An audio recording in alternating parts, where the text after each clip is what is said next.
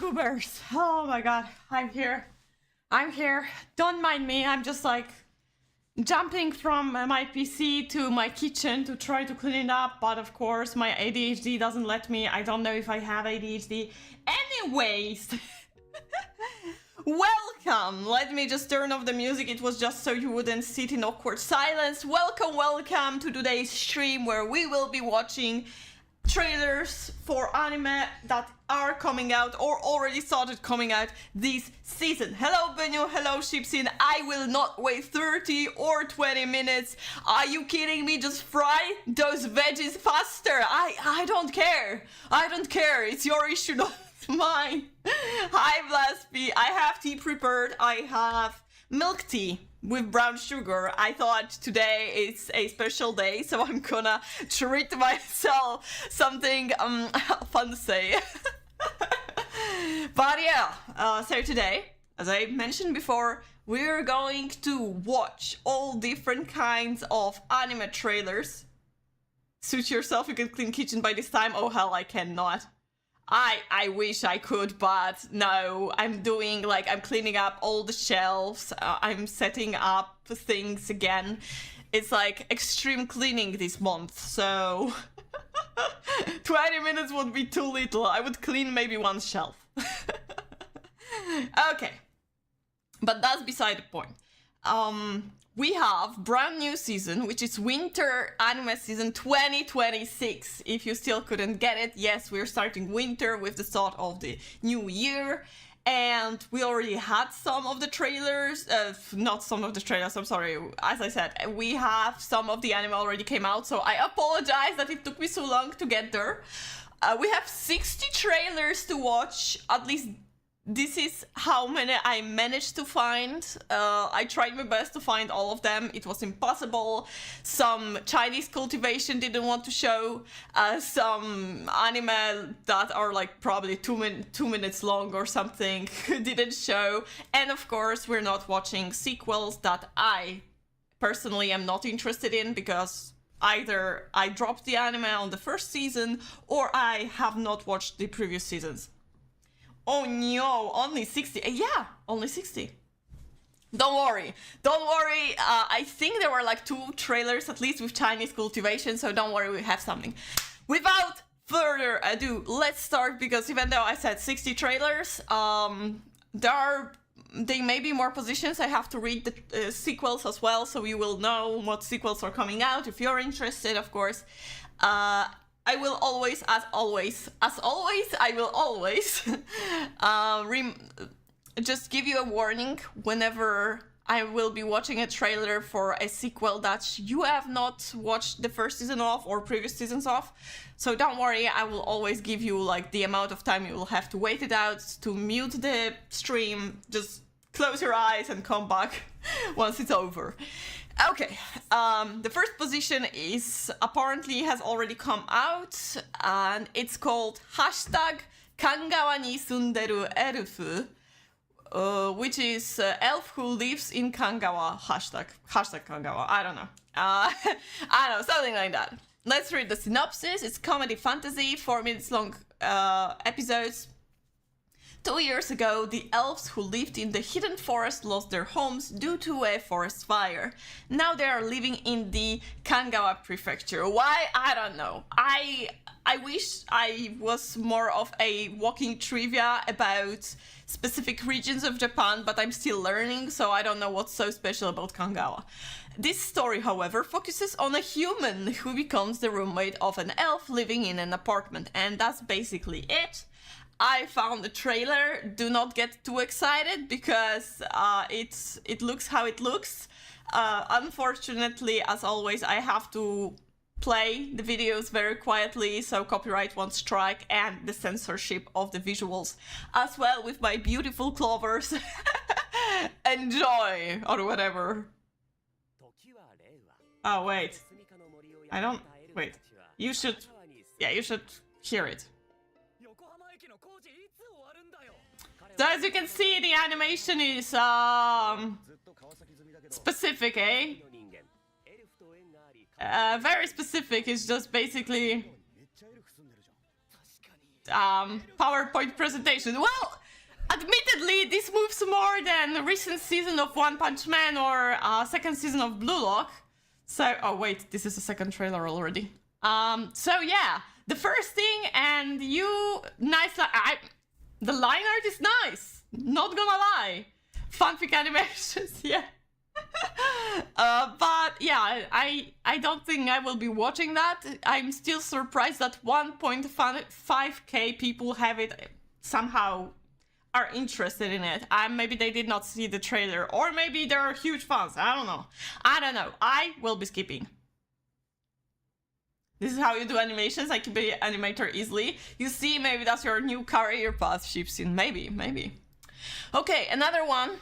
Okay, we're going sequel by sequel. Another one on the list. Oh, wait, I didn't say that. As always, I'm starting off from those that are coming out the earliest to those who are coming out the latest. So we're going by dates. They don't always work. Sometimes things get leaked. Sometimes things get released in different date. Why? I don't know. But more or less, it works. Maybe it's 1.5k disappointed Blue Lock and One Punch Man fans. Maybe. That would make a lot of sense for sure. Another one on the list is Ao no Miburo Serizawa Ansatsuhen. It is a second season of Ao no Miburo. If you do not recognize the title, it's like the main character has like white hair and they're Shinsengumi, I believe. Ikemen Shinsengumi kind of type. So historical samurai thing. I have not seen the first season. I have not seen anyone talking about first season. So yeah, I never got interested into watching it. So yeah, I'm skipping second season as well. The next one we have MF Ghost, third season, or how I like to call it, Motherfucker Ghost, third season. I'm not going to watch it. Listen, I love Initial D. I've watched first season of MF Ghost, but that ain't it. That ain't it. The races being legal is losing all the excitement of the series. You know, it just does not work well. So third season, I'm not gonna watch it because I didn't even watch second one. Old Times Delinquents? Yeah, exactly. Old Times Delinquents. But then we have yet another new series, which... the first word of the title is not giving me much hope. Yusha Party wo oidasareta Kyobinbo. So we have our hero and his party, and yay! Yay! I love it so much! Woo! Sorry. Let's read the synopsis. Orndola, today will be your last day in the party. My favorite isekai this season. Really? This is isekai? I mean, there's nothing about isekai yet in the title, so... Orun is here! Okay, Ohrun. Hello, Cincy! Welcome! I hope you have something nice to drink. We're watching trailers of anime that are coming out this season today. That's what we're doing. Wow! I said that before you even wrote a question, or at least before I saw your question. Now he's without Tate. He is without Tate. So you can skip all titles. No, wait. I'm going to continue reading it. Once again. Orndola, today will be your last day in the party. Orn, once a skilled swordsman, has adapted to the role of enchanter to fill a crucial gap in the hero party. However, one day the party leader abruptly dismisses him. Oh my god, again! Claiming his skills are lacking. Again! My god! How many... I wonder how many anime there are with this kind of trope. Jesus Christ. Branded a weakling and a jack of all trades, master of none. Oh my god. By his former comrades, Orn is cast out without a second thought. Determined to start anew, he returns to adventuring, this time as a swordsman, the role he originally excelled in, but his time as an enchanter was far from wasted. The experience, knowledge, and countless original spells he developed in the hero party have forced him into a warrior unlike any other. What a cheater! Usually in the games when you reset your stats to change, like, you know, to change the role, you have to start anew. That's bullshit. Now armed with an unconventional set of skills, Odin is ready to carve his own path, one that will provide his true strength to the world. I'm only interested in the new season of Frien and Eris no Say Hi. I read the manga and liked it. Okay. Well, you see, you never know, because sometimes, Cincy, You think, oh, I'm only interested in the two things. And trust me, I'm very much interested in Frieren as well. But sometimes you don't know if there are no hidden gems. Usually there are not, but but you never know. So let's watch the trailer of Jack of All Trades Party of None. Okay, thank you for giving us the title. Orun. Oh my god, they read it different. I read Orn. Oh god, okay. Black hair, blue eyes, check. Oh, red hair, twin tails, check. But she's actually Moe, not Tsundere. Okay, her sister is Onesama. Okay, where is Tsundere? I don't see Tsundere. There are no Tsundere. Well, there's a guy. And we have an opening by Tokoyami Towa. Well, I'm not that impressed.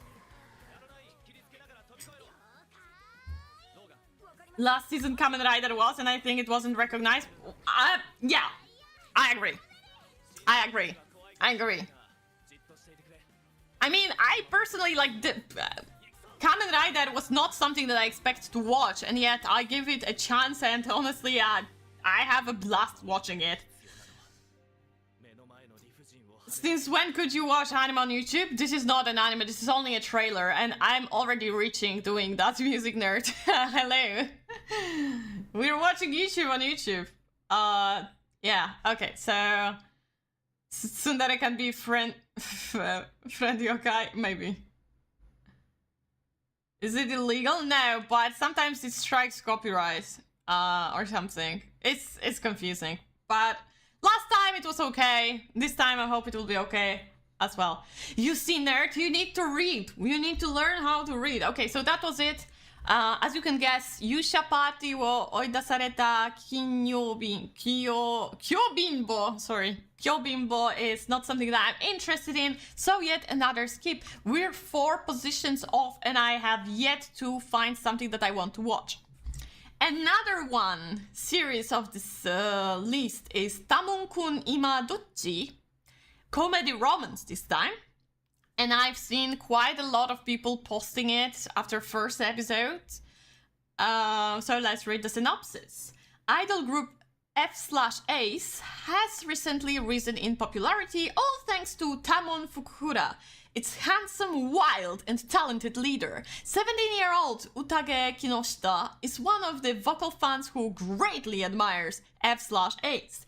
As their life revolves around worshipping Tamon, Utage works at a house cleaning company to earn money and continues supporting him.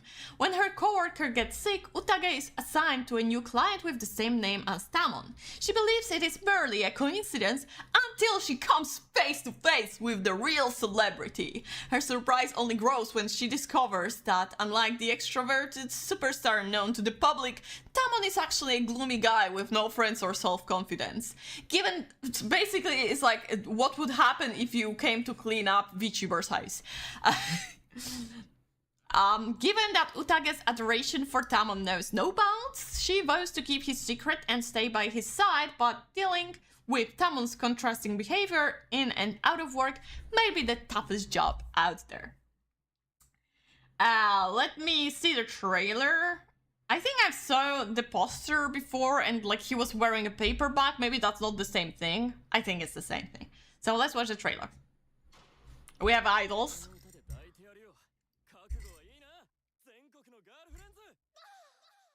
Jesus. Okay. Okay, the face. I said F/Ace.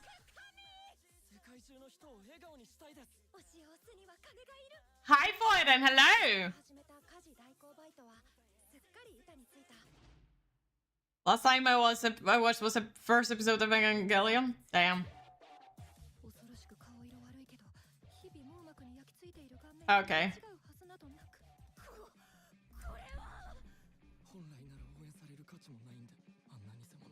Wow.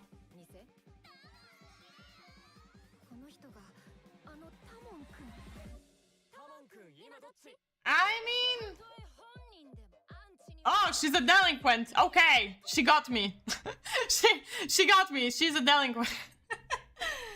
Actually, genuinely, I think I'm going to give it like 1 episode and see where it goes. I'm not even saying anymore like 3 episodes because usually I just drop whenever. So I will check it out. I'm just going to be saying I will check it out or I won't be checking it out. I will check this one out. It looks like fun at the beginning, but I feel like it can fall flat later on. I don't know. I don't know. That's why I'm just going to click plan to watch. 3 for it. I mean, it looks like it. Once again, like I have the issue with comedy romance is that like first few episodes are fun and then it just like lags behind. It feels repetitive and you feel like there is no progress within the story whatsoever. And it's just like a gag after gag after gag, which I'm not the biggest fan of. Plan to get depressed for musical inspiration, but the first episode was boring. Well, you chose the wrong anime.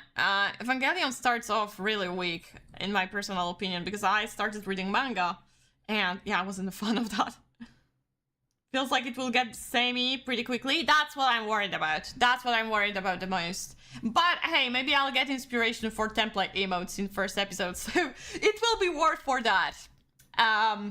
Another Yusha, guys, on the list is Yusha系に処す懲罰Yusha okay 9004体刑務記録 I'm still terrible at reading numbers. Teen romantic comedy, yeah, that was just cringe, lol. This one's actually good. I know which one this is. This one looks... Visually, the art style looks very similar to Mushoku Tensei, doesn't it? Okay, let me read the synopsis. Hero is the worst punishment in the world. Okay, the beginning not too bad. Those convicted of heinous crimes are sentenced to become heroes and forced to enter the mandatory military service in the war against the demon lords. That's actually okay. Okay, I gotta admit, this is something fresh. Let's continue. I just hope that the guy has not been innocently placed, but he's actually a criminal. That would be much more interesting if that happened. The issue is whether they will actually advance the relationship or just edge the audience until the final episode. I am probably expecting the second option, unfortunately. These convicts are not even allowed to die. If killed, they will be resurrected to fight another day. That's... what the fuck? Well then... Okay, well, I guess. Hero Xylo Forbarts, former head of the Order of the Holy Knights, leads a penal unit of deplorable fighting on the front lines. It is in these direst of circumstances that he meets Teorita, one of the world's strongest weapons. When every last enemy has been defeated, you are to shower me with praise and pat my head. Okay. Okay, he has a lolly. I read it as he found a lolly. In order to survive and to take revenge on those who wronged him, so he's innocent. Man. He makes a pact with the goddess and launches headfirst into a maelstrom... maelstrom? I don't know how to read that. Of war and intrigue. Okay. Dark Souls Slave Knight vibe. Let's see the trailer. I have mixed feelings. Like, I see some of the elements being interesting, but the others are flopping. Oh, Kadokawa, why? Kadokawa is like taking over the entire anime system, and I don't like it. Okay. POV, you have to run. I don't like it. I know you barely see anything because it's dark as shit. But at least you can read, so that's good. Because some of the trailers do not have this possibility. Like, I couldn't find English subtitles.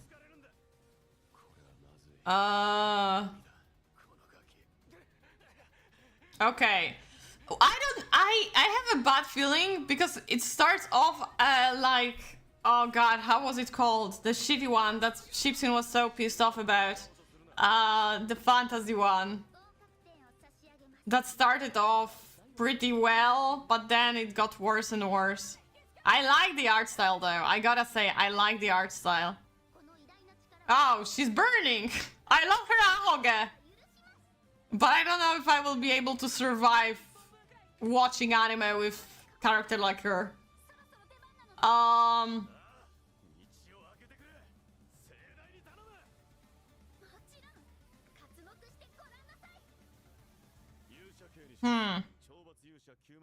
Clevares! Yes, that's what I was talking about. Clevares.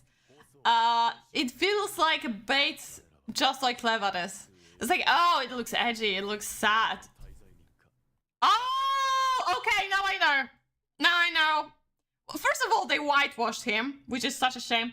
Second of all, I know which anime it is now because I know people got pissed off because you see, or maybe don't see, but here on the poster, this goddess in the middle of her, all the way up to the bottom of her belly, up to the top of her chest, it's like naked, and they dressed it up, and people were like, oh my god, anime is ruined. So now I know which one it is. And because of that poster, I'm kind of like, terrified which route this anime could take. Yeah. So obviously those were gooners. We do not like. It's like, bro. Unless it will get popular and people will talk about it in a positive light, I don't think I am going to try it out. It just feels like a bait again. It's like, concept is great.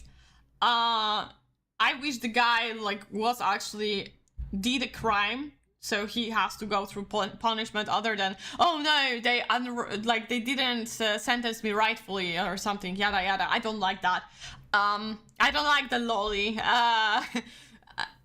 Self-absorbed lolly is not something that I usually like want in my anime, so I think I'm not going to check that out unless people will really praise it, and then even then I may regret watching it because, you know, you never know. You never know. It's like people praise some things, I watch it, and then I'm like, this shit ass.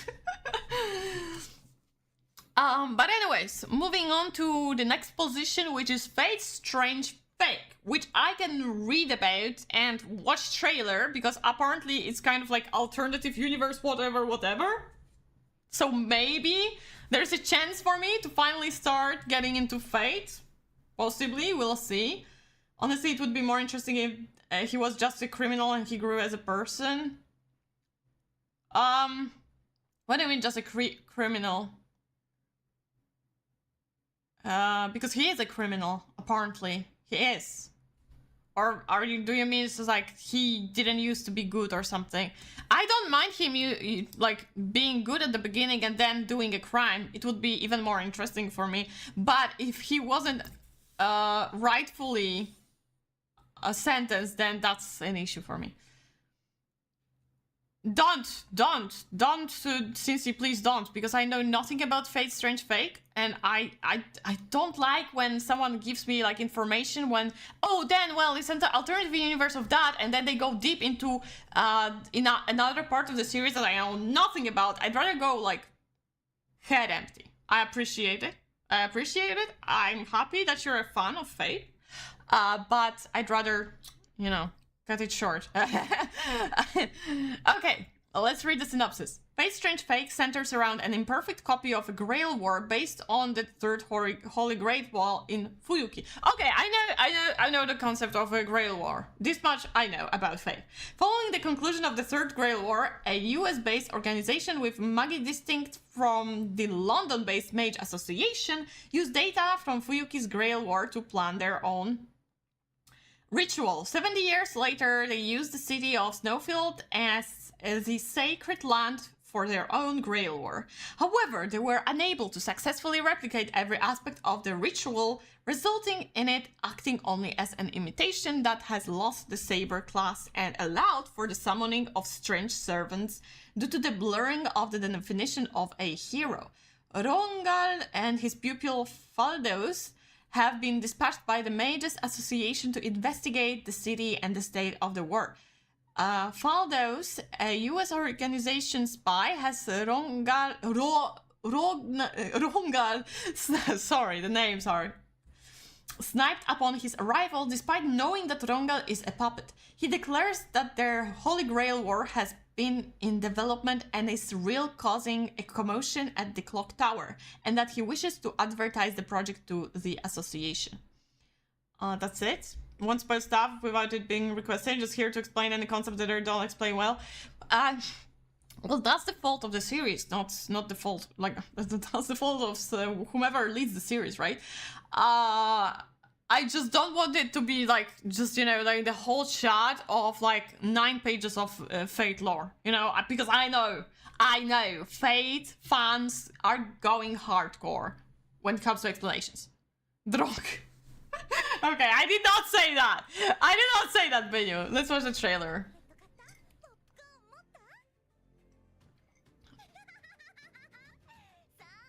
Okay. Hajimari, Hajimari. Ah, Sawa no Hiroyuki. Okay. So there are no saber classes. Which means there is no saber. Okay. The blonde one. Oh god, fucking Gilgamesh. I know this one. He's a fat boy. I know this much.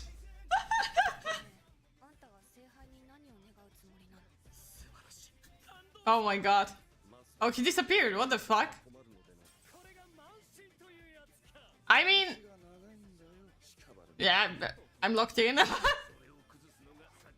One question I do have, Cincy. Will I be able to watch this series without knowing anything? One question. Yes or no answer.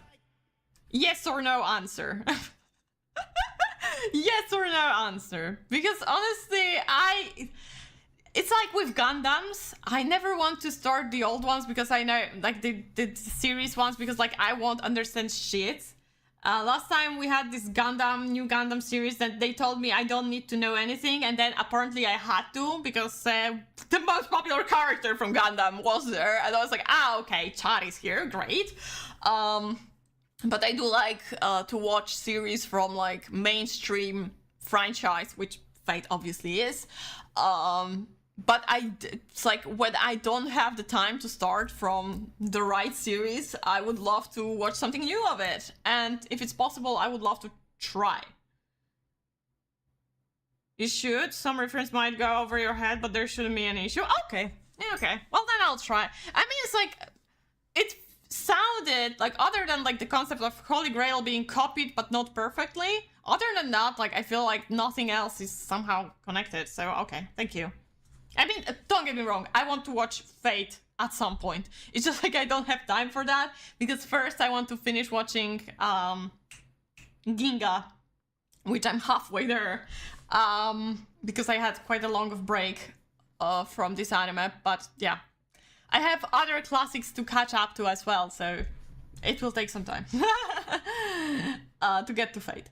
Okay, well then I'll try watching it. If I won't understand enough, I will drop it. But I probably won't rate it because it would feel unfair in a way. But I want to try it out.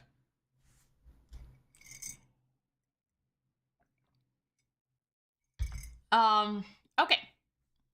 Next one in line is absolute classic of romance shoujo mangas, which is Hanazakari no Kimitachi e, short version Hanakimi. Sad fact is that the author of this manga unfortunately has passed away a few years back, unfortunately. So she never saw the anime coming out of it, but it's there. It is there, and let me read the synopsis. After seeing Izumi Sano at a high jump competition, Mizuki Ashiya became completely enamored by him, even moving from the United States to Japan and enrolling in the same institute as him. However, Sano's academy is an all-boys school. If I tell you that I've had this trope over and over again back in the days when shoujo manga was like mass-produced, I'm not lying. I'm just saying, I'm not lying. And honestly, at some point it was tiring. Because it felt like you're reading the same thing over and over and over again.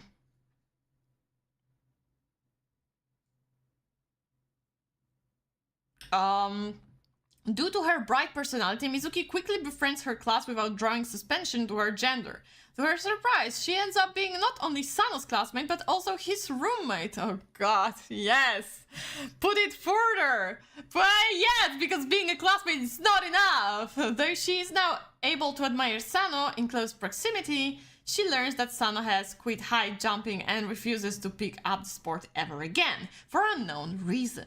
Moreover, the Academy's doctor, Hokuto Umeda, might be onto Mizuki's facade. Oh, I wonder why! Well, a fucking doctor being like, this here is a female. Now Mizuki has to find a way to reignite Sano's passion, all without revealing her secret. Well, technically, the secret has nothing to do with reigniting the passion, but whatever. Let's watch the trailer. Let's watch this. The trailer. Yeah, so this is how the manga looks like. Extremely retro. Dramatized in Japan and across Asia.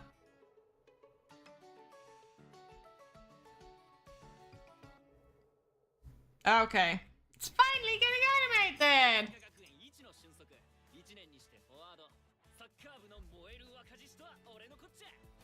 Of course, soccer team.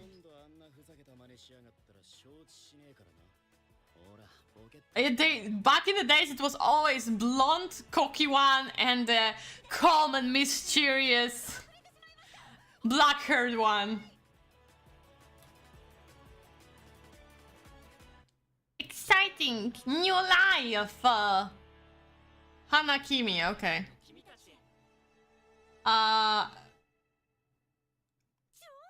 Okay. Yeah. Honestly, cross-dressing, when it comes to shoujo, when it comes to this trope of, oh, I have to cross-dress so I can attend all-boys school, I hate that. I hate it so much because it creates such a Mary Sue kind of character that suddenly everyone are like, just jumps around her, not knowing it's her. It's tiring, you know? It gets tiring very, very quickly, and I don't want to go through it. One guy gives me Adam vibes. You watched it? Oh god, I don't remember this manga, to be fair. I'm 99% sure I read that. But honestly, I don't remember shit. If I did not remember shit, it means it wasn't anything special. They aren't showing a lot of animation. They mostly just use the manga panels and barely show the actual show. Makes me suspicious. Oh, the trailer is actually pretty old. They didn't do any I think there was an updated one, but it was in low quality or something like that, or it didn't have English subtitles. That's why I chose this one. But there is because this one, like the trailer we watched was from a year ago, so obviously they didn't have everything animated. So this suspicion here is probably like unnecessary. I'm not going to defend the show though. I did not watch it. I'm not planning on watching it. So yeah, it's shoujo. Don't expect too much out of it. My god, I'm slurring so hard. Moving on to drama. So we're getting a little bit more serious. Ikoku Nikki. 35-year-old novelist Makio Kodai never had a good relationship with her older sister Minori, who always berated her for being different. Due to this, Makio is not stricken with grief upon hearing the news that Minori and her husband die in a car crash. But when Makio is asked to identify their bodies, she runs into her 15-year-old niece, Asa Takumi, whom she has not seen in years. Struggling to process her parents' death, Makio reassures Asa that her complicated feelings are valid and suggests that the teenager start writing in a diary as a way to cope with the loss. Upon learning that no other relatives wanted to take in Asa, Makio decides to become her guardian, despite her lack of experience. In a world full of uncertainty, the novelist and teenager must learn to live with each other while figuring themselves out. That sounds actually nice. I mean, not nice. It's a bad way of saying it, of phrasing it, but Sometimes I like drama, and when like the setup is intriguing enough for me, which this one is pretty basic, but you can go far with this basic concept. This one's good for me. It gives similar vibes as with You in the Rain from Summer, like that slow deeper title. Okay, let's see the trailer. I wasn't that big of a fan with You in the Rain. But I love the tanuki. But in here you have like humans.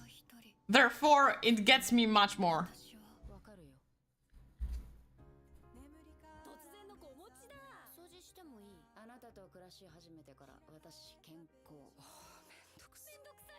Not gonna lie, the woman is hot.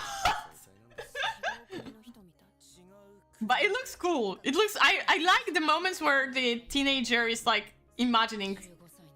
Or maybe it's not her imagining, but it looks cool. Jesus, she's hot.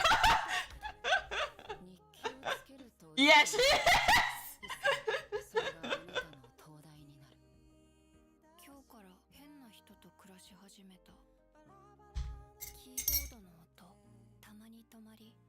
I have weakness to series where you have like meaningful relationship, where like they're building up from zero, and it looks so wholesome. Oh my god, I got wholesomeness chills. Okay, I'm watching it. Ah, she's hot. I'm sorry, it's a drama, I should be serious, but what can I say?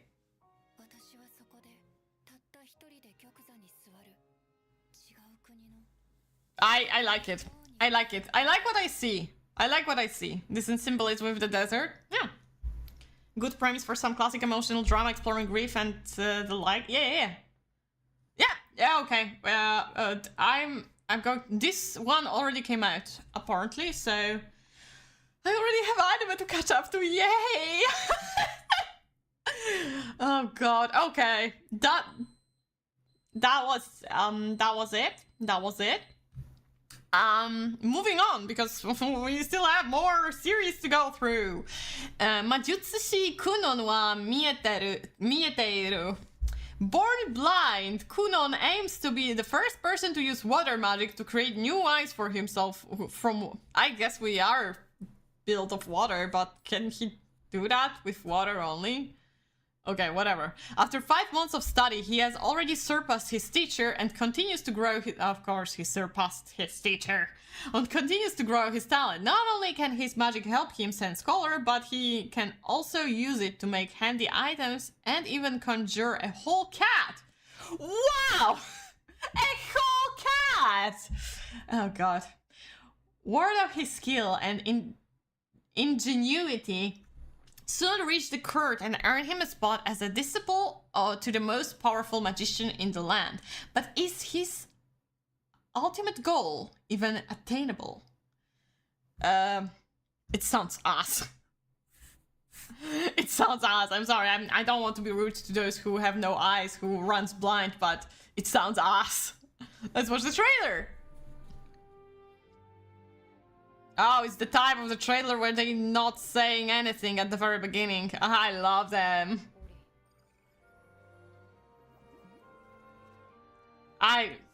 Dude, can we I don't know, man. The prodigies are so freaking bothering to follow as characters, unless you make it well, like Frieren, for example. But you cannot, like, put their powers as the priority. You should put their powers as a tool only. I can see hope. No, he can't! He can't see, that's the... He cannot see, that's the whole thing! Oh my god. No, that's... Hi, Porchin, hello! Yeah, that's a skip. That's a skipperoni. I mean, I knew it from the description, but... Oh, man. Yeah, I wish that at some point they stop doing those prodigy tropes in such a simplistic way. One can dream. I clicked something and oh God, I hope I didn't destroy anything. Sorry. Okay, moving on. It feels like us. It sounds bad. It looks bad. It's bad. Okay.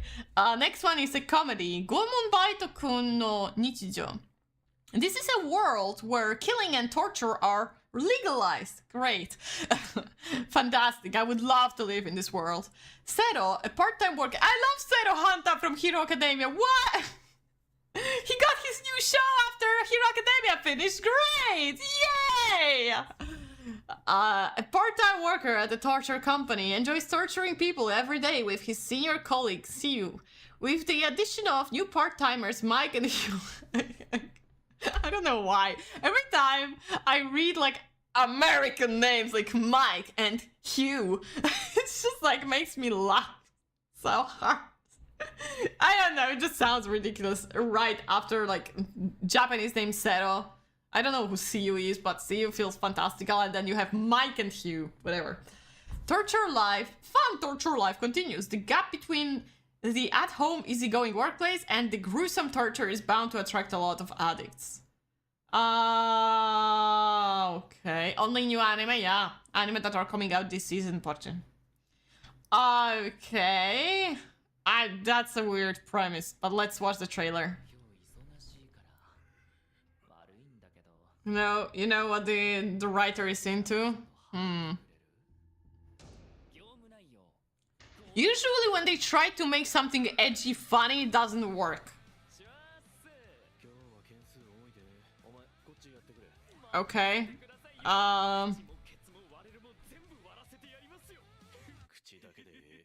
It feels like it's going to be extremely cringe, you know?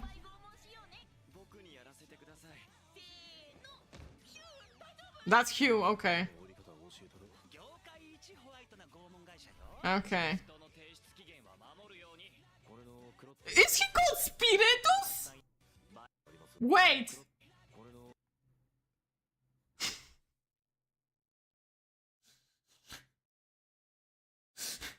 This dude's called Spiritus? Or like the maybe not the dude, but some company is called Spiritus?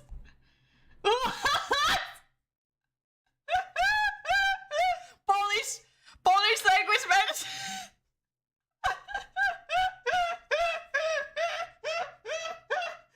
Oh god, I got bored watching first one, but hope whoever will watch will be a good experience for him, her. Haha, torture funny repeated multiple times. Would I? Is it good type of cringe? I don't think it's good type of cringe. So I'm not going to watch it, but let's finish the trailer. I'm sorry that I paused, but I read Spiritus and I thought I am misreading.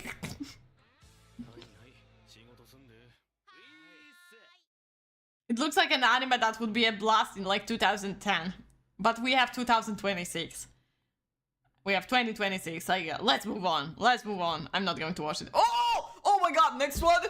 Oh my god, never mind. Forget about that one. Next one is Golden Kamuy Saishu Sho. So, explain Golden Kamuy. For a moment, I thought to watch the final season, because this is the final season of Golden Kamuy, which is my favorite anime of all time. I'm totally not freaking out right now. There was a movie that came out. Apparently, this movie was like early access for Japanese first few episodes. Just like it was with the Infinity Train, or however it was called, the Mugen Train, or something like that, in Demon Slayer. Therefore, watching this season is basically continuing from where we left off in the anime series. And the first episode already came out, but here I am, sitting here, watching trailers with you, because I promised to do that, but I'm shaking to watch this one. Daily Life of Spiritus Employee was my favorite anime, let's go. Maybe novel was from 2010, maybe, that would explain a lot. Okay, so, for those, this is a very short trailer, but for those who have no clue what Golden Kamuy is, and you don't want to get spoiled by the final season trailer, 37 seconds and you can return. Playing now. Now. Man, I'm gonna cry at the last episode, you know? Ew, ew, ah! I love this opening so much. Banger.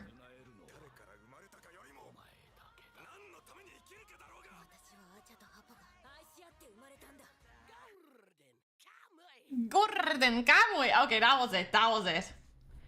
We now watch the Tanuki in her natural habitat, positively shaking with excitement as she contemplates watching her favorite show. I'm not contemplating. I'm struggling not to think about it. That is already out. It looks like Golden Kamui. Yes, exactly. Which is 10 out of 10. But it won't ever come out right? What do you mean it won't ever come out right? It's the rightest way of coming out. So yeah, that's must watch, obviously. If you have not watched the Golden Kamui yet, what are you doing with your life? I'm demanding for you to watch Golden Kamui. I'm demanding. So this is not even like a plead. I'm demanding. It was shit jokes. Let's go! Admittedly, this last season will not be filled with jokes. It will be way more serious and the action, the drama, the reveals. Oh, it's so good. Any day. Okay. Moving on to the next one. I fangirled. Now it's time to come back to reality. We have Hokuto no Ken, Kenugun Zakutachi no Banka, a young man named Nobu who is looking for a job in the post-apocalyptic world, ends up tricked into joining Rao's army. So apparently this is like side spin-off for Hokuto no Ken. I think the trailer did not look that good, but I have something. I'm just hoping that the new lyrical Nanoha season coming out in July is good. Well, I hope for your sake it is. Okay, we don't want the ad. Bye-bye. No, okay. So this is another one who has amazing animation from what I recall. Okay, it moves a little bit more than this elf. Only a little bit.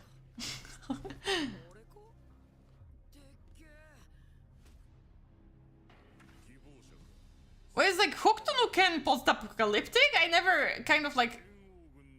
I never realized. Wait, isn't there supposed to be like an actual reboot of Hokuto no Ken, or was there already one? I don't know anymore, Jesus. Naughty.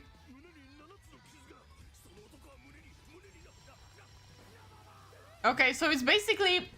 It's the same thing as it was in Detective Conan.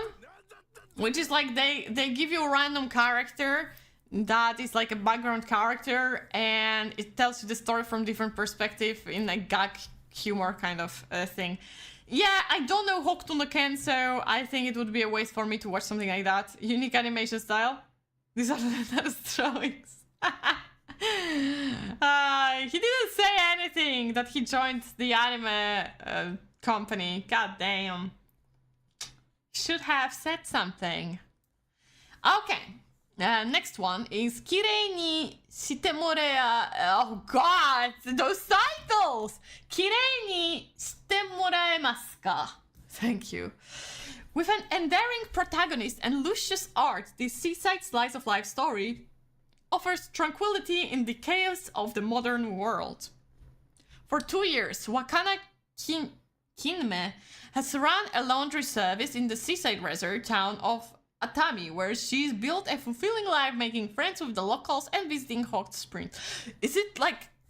Is it really an anime about washing clothes? Although Wakana has no knowledge of her own past, her cleaning services safeguard memories imbued in customers' precious items. Okay. Look at the animation. Okay, let's see the trailer. Wash It All Away is the English title. Actually, it's a good title for such an anime, of course.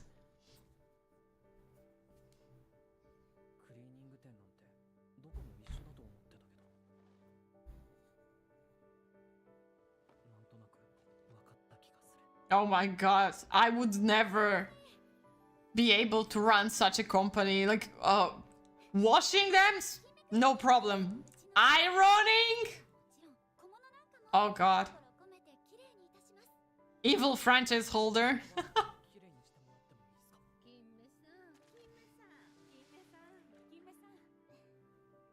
Cozy slice of lifestyle anime. Yeah, for me, for a cozy slice of life anime to work, I really have to care about the concept. I don't care about the girl who lost memories, that washes clothes of others, and each story is basically a story of some character. You know, it doesn't buy me personally. But if you're sold, well then enjoy. I think the first episode of this anime is already out.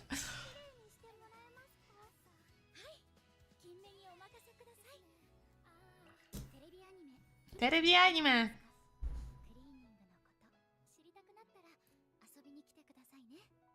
No, thank you. Okay, so that's a skip. That's a skip. And so we're moving on to second season of Vigilante, Boku no Hero Academia Illegal. So if you did not know, war is over and Hero Academia main series is finally finished and we are done and fandom can slowly die out. But I actually personally really enjoy Vigilante. I loved the first season. I think it was extremely enjoyable and it just worked so well within 12 episodes frame. Better than first season of Hero Academia, honestly. I wasn't even like that negative about first 3 seasons of Hero Academia. Well, first 2 for sure. So to have a universe explored but with other characters that are not as annoying as Deku, Bakugo, and Todoroki, is fun. Therefore, let me watch a trailer, and it will be 1 minute 49 seconds. If you don't want to watch it, if you don't want to spoil yourself, skip it right now. Okay, but I don't remember exactly what happened in second part. I remember the beginning of Vigilantes the most. So I hope I won't get disappointed. I do know that the series is finished. Okay, Aizawa is there, so that's a cool character from main series.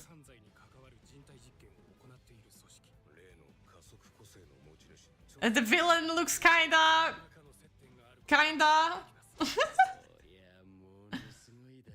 But he's a psychopath, so... the opening won't be as cool though. Kochi no Kento was much better.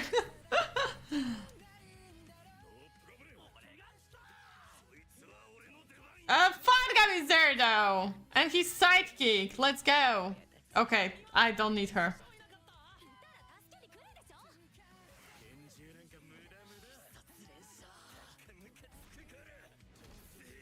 Oh, I like the villains in Vigilantes because they're like not that flashy, but they still feel more threatening than any bigger.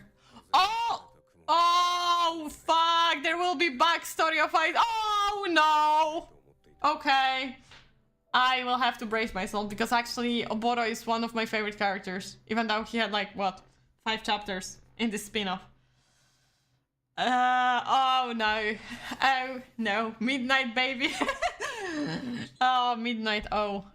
For those who know. Oh, Midnight O. So yeah, I'll be watching that. If that wasn't obvious enough, I will be watching that. And the first episode already came out because I've seen it. But we're moving on to the next series, which is Sayoshi no Gikei wo Mederu Tame Nagaiki Shimas. I have such a skill issue today with reading the titles that I feel embarrassed about that. I'm so sorry. Alba is reborn as the son of a poor nobleman. He is unable to use magic due to a disease and is destined to have a short life, so he's taken in by the Duke's family. There he meets Orsis, who was his favorite person in a previous life. While this coincidence seems to be too good... It's written incorrectly. Too good to be true. He remembers that he is why his beloved lost his smile, and begins to search for a way to live a long life so that he can continue to love him. Wait, what? Oh, this is boys' love. Okay, for a moment I was confused. Part of what makes Vigilantes work is that it can focus on smaller selection of characters without it feeling that characters are left to the side like in the main series. Exactly. That's one of the main reasons why it works. The second one, the characters are just more interesting. I'm sorry, but the characters are just more interesting. They're less cliche. They feel more real. They feel more down to earth. They don't feel like special in any way. They are improving on their own slow pace, but still improving enough to help out. It's just, it works better. Why do we have Hero Academia? Okay, so let's watch the trailer of that. Jesus, not here. Here. We're going so slowly. Jesus, it's already 1 hour and what? We're at 14th. Okay, wow. Another amazing animation. We're going crazy with those amazing animations, huh? I'm sure they're less annoying because Hero Academia annoyingness was peak. I could see some people being like low-key annoyed at some characters, but overall it's like, oh god, the difference is like heaven and hell. Drawings are moving, no way! Did he say he's like his father figure now and he still loves him in... Oh god, well, no thank you. That's a skip, that's a skip. This animation is us, exactly. Okay, moving on. This is us, moving on. We have sequel to Yoroiden Samurai Troopers. This one is Yoroi Shinden Samurai Troopers. First time I see it, so I don't know how it is a sequel, but if you know this series and you were excited, here you go. I don't know this series. Moving on to the next one, comedy romance. Osana najimi to wa love comedy ni naranai. High schooler AU has a dilemma. His two childhood friends, Shio and Akari, have grown up to be almost too cute. Oh god. Oh god, this synopsis is cringe. Even though they don't seem to think much of it, he can't help but see them in a different light. If they ever realize how his feelings had changed, the embarrassment would be overwhelming. However, what AU doesn't know is that Shio and Akari might have feelings of their own. A slow burning love triangle. It doesn't sound like slow burning love triangle at all, where all the heroines are childhood friends. One that's as frustrating as it is irresistible. It sounds like a nightmare. Let's watch the trailer. Woo! It sounds like a nightmare. Great! I don't mind animation like this if the concept is dope, but it doesn't seem so... Yeah.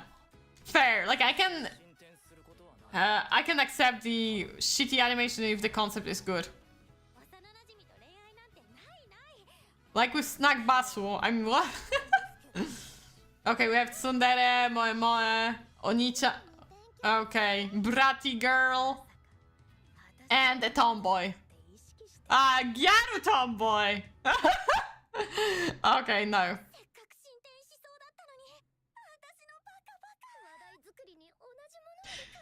What? Jesus. This is slow burn, guys. This is slow burn.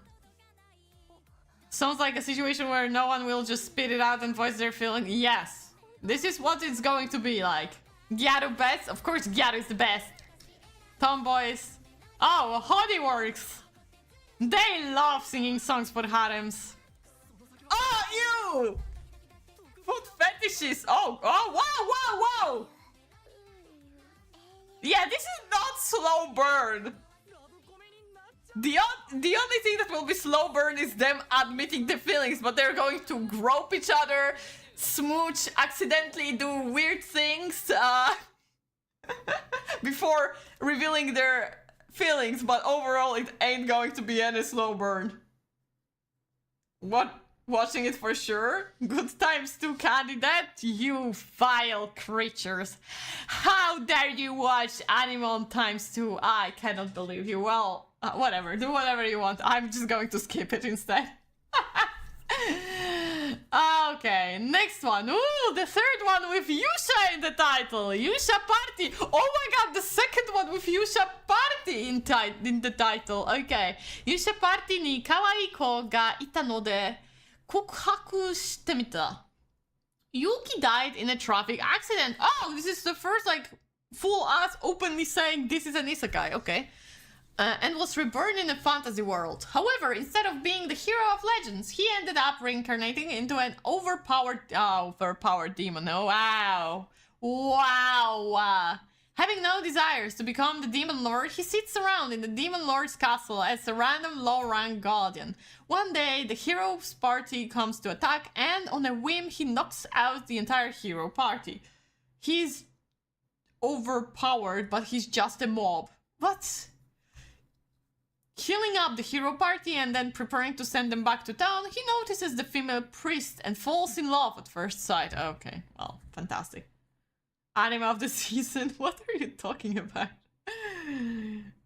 Cute girl in Yusha party, damn, maybe it's the same tattoo for 3 Yusha. That's so stupid, stop that. Okay, let's watch the trailer. Here you go, guys. Ha ha ha!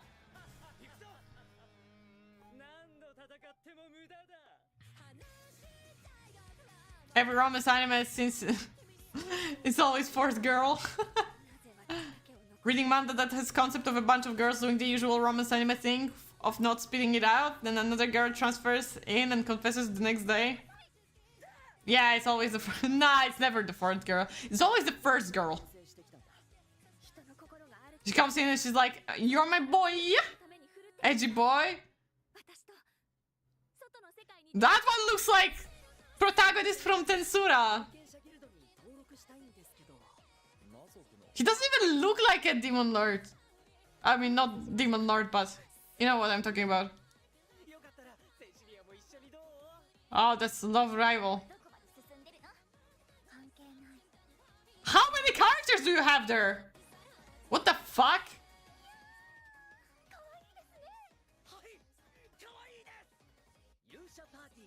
Really dislike it when they have a character to be a demon and they basically just look like a normal human. So, like, all the time in anime. With glasses she looks better, that's for sure. Well, I'm happy that you think that. I'm just going to skip it because honestly it looks like a nothing burger. So we move on to Mayonaka Heart Tune. When Arisu Yamabuki was all alone in bed at night, he was able to find solace in the voice of a radio host who went by Apollo. However, one day she simply stopped broadcasting without an explanation. Years then passed, and Arisu is now a second-year high schooler. He makes it his mission to search for Apollo, as there is something he wants to tell her. He doesn't know what she looks like or even what her real name is, but he manages to get some leads on her in his school's broadcasting club. That's where he meets 4 girls who all dream to get a job where they can make full use of their voice. Oh my god, it's like nisekoi, but the guy doesn't have like just bad memory, he just heard a girl and doesn't know how she looks like. Just who is Apollo and how will those 4 dreams pan out? Okay, let's watch the trailer. Her mother is the right choice? Hell yeah.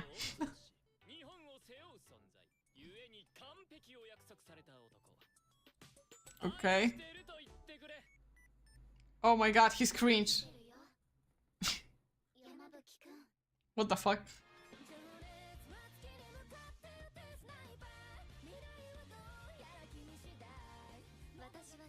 Okay. I want to be a singer. I want to be a voice actor. Okay. What else? VTuber. Okay, VTuber. Wow. News announcer. They all have to use the voice. It's definitely not the VTuber. I'm telling you right away. This cannot be a VTuber. VTuber is never the answer. ASMR. No, we already had ASMR anime. And it's something else.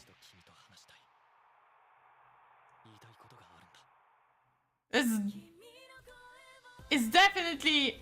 It's going to be like senpai or a teacher. No, it's probably not going to be a teacher, but it's not going to be Twin Tails Girl. It's not going to be the singer. It's definitely not going to be a VTuber. The scope of 3 animes one after another, I know, right? It's going to be none of them, probably. If I were to guess.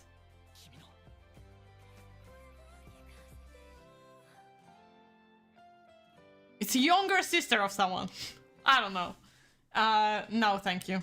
No, thank you. No, thank you. It's going to be a teacher. Last season we had VTuber anime. Last season I think there were none, but 2 seasons before we had like 2 anime where VTubers were mentioned. Or 3 seasons before? I don't know. But I swear, right now, if there's like slice of life anime and it's about like one of the girls or gamer, like what, at least one of the girl is a gamer, she's most probably a VTuber as well. Okay, continuing, because we have still a long way to go. Isekai. My goodness, why are we going through this? Isekai no sata wa shachiku shitai. And this one is boys love though. So, second boys love. Already at her wit's end, 29-year-old corporate slave Seishiro Kondo suddenly witnesses the ground opening up and swallowing a woman. Amid his efforts to save her, the two are transported to another... with a woman. He gets transported with a woman. That's a new one. To another world. He soon learns that the people in this world summoned a saint to save their kingdom from a plague. As compensation for dragging Kondo into the mess, the kingdom assures him that they will provide him with a comfortable life and fulfill any of his desires. He's lucky! What the fuck? He's like imagining, oh, sorry, we were only meant to isekai her, and you came here by accident, so here you have rent-free house, all the food you need to exist, and just like, you know, just enjoy yourself. Dude, that feels like a dream come true, honestly. To everyone's surprise, Kondo asks for a job. You stupid motherfucker. You had everything and you want a job? My god. Skip.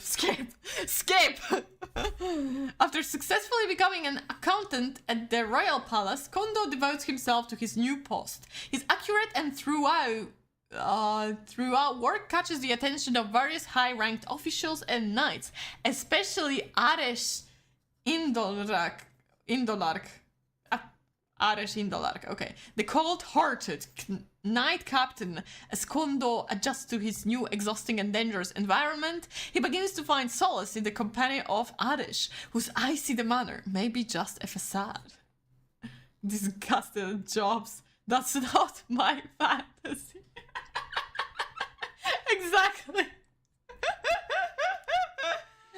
Okay. This is our original story.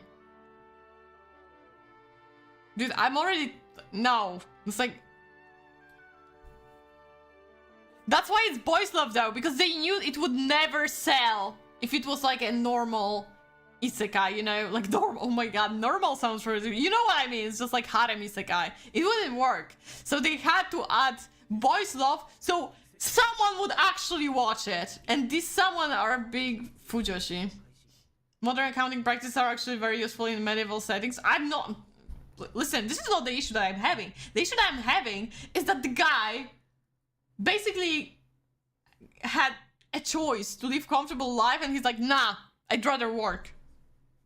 No, thank you. No, this is not how we do it here. No, skip. That's a skip. That's a skip for me. Listen, I don't have enough time in my life to watch so many series anymore, so I have to be more picky. Moving on to Mao no musume wa yasashi sugiru. Demon King Ariman has a problem.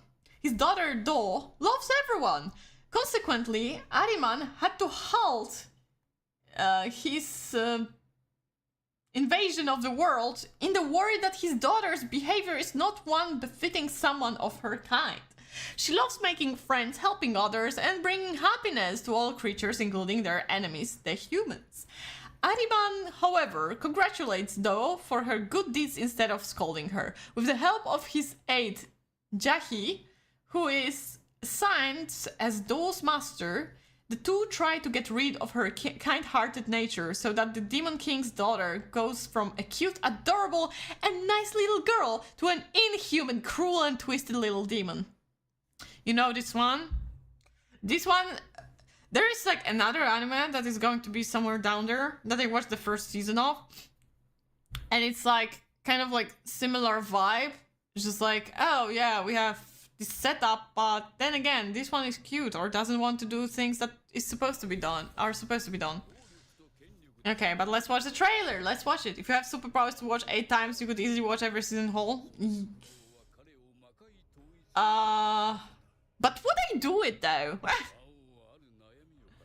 You know, some things are better off left unwashed. So this is the Demon Lord. So now we don't have human-looking Demon Lord. But the daughter is very much human-like. Okay. No, never mind. He's more of a human. Well, yes. Okay, admittedly she is adorable, okay? Look at this little gremlin. Look at this little gremlin. That's actually... She's kinda cute. Okay. Oh, she's like a little Goober. Yeah, man, it's cliche as fuck. Okay, maybe not exactly cliche, but you know what I mean. It's like not something that it will probably get boring very quickly, but I want to see this little Goober in action, even if for 1 episode only. I'm probably going to drop it. I'm most probably going to drop it, but I want to see this cute little Goober running around for even 1 episode. Okay. So yeah, that goes to plan to watch. Next one we have Arde no Jikenbo. Wait, did I add it? Want to watch, please? Thank you. Okay. Arde no Jikenbo. Fantasy mystery. Arne Neuntuter, I think, is a vampire detective who manipulates supernatural powers. Lynn Reinweiss, okay, yeah, I read it correctly, is a nobleman's daughter who loves vampires. Their words should never have crossed, but they join hands to solve a bloody mystery in the darkest of nights. Lynn finds herself in desperate need of help. Then she wanders into the mysterious city of Lügenberg, where non-humans live. Lügenberg means literally a mountain of lies. Interesting, okay. Lynn's world changes drastically when she encounters Arne, a vampire who is called the worst in the city. And tonight a new murder case has occurred. What is the truth behind the bizarre incidents that take place in a world where humanity and the bizarre intersect? Come on, human, you may dance merrily under the crimson moon. Okay. The more older you are, the more instincts and you want to watch cute Goobers anime. Sometimes you do, but sometimes you get tired of it and you're like, yeah, that was enough of Spy Family for me. Broke out the German dictionary? Hell yeah. Let's watch the trailer. Japanese love German words, so I'm not even surprised. They think German is a magical language. In a way, it is. I mean, Faust, who he's very often portrayed as occultist, is from Germany, and all the dark magic goes from him.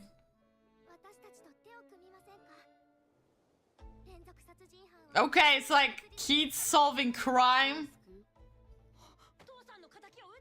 I don't know. I hope hint songs will be there like in Hot Alive. Tasokare Hotel.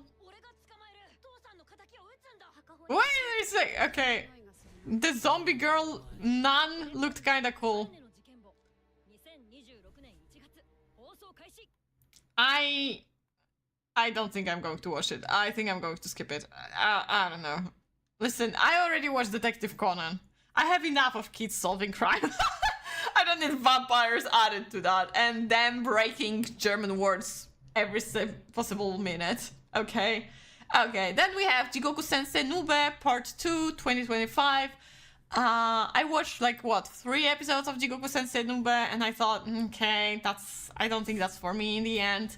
And I dropped it, so obviously second season or rather part 2 is not something that interests me, but just for an info for you. Not really feeling it. They repeated shot in the trailer, that is a bad sign. Cincy, you sound like someone superstitious. Every single thing, it's a bad sign. This is a bad sign. It just sounds so funny when I think about it, you know, like in my mind it sounds funny. It's like, it's a bad sign, it's a bad omen, we will all die. Kind of setup, I don't know, I'm stupid, my brain. My brain thinks of like entirely different setup for what you're writing. It is a bad sign, I agree. Okay, moving on to action suspense. Shibo yugi de meshi wo kuu. Yuki wakes up to find herself in an unfamiliar manner, wearing a maid uniform and lying on a luxurious bed. Soon she discovers 5 more girls, all dressed the same as her. She discovers them. Okay. This is the ghost house. And the only way they can survive is to make it through the traps that lie in wait. Deadly games full of blowguns, buzzsaws, locked rooms, and weapons. What? It's a hopeless, terrifying situation for everyone there. Well, everyone except Yuki. After all, this is her career at 17. Do you think that's odd? She would agree, but that's how some people are. They earn their living playing death games. Oh, okay. I was like wondering, what do you mean? So, okay, let's watch it. Let's watch it. It's the premise sounds kind of cool. I like Squid Game. Okay, the art style is... The art style... Okay, okay. Okay. Why? Okay. That's intriguing. I don't understand why some things are like weird. Of course, the tomboy is like daijobu. Edgy one.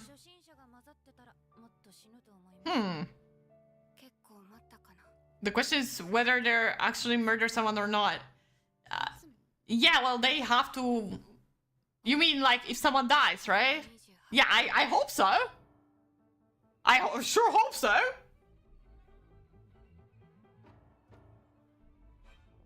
I like this soundtrack though. It's such a classical horror soundtrack.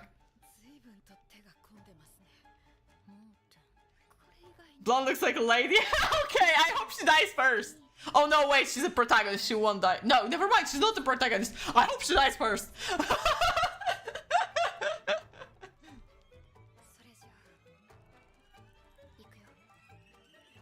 It will either be shite or be fun to watch. Unfortunately, those kind of series, you either fall asleep watching or they actually get you invested.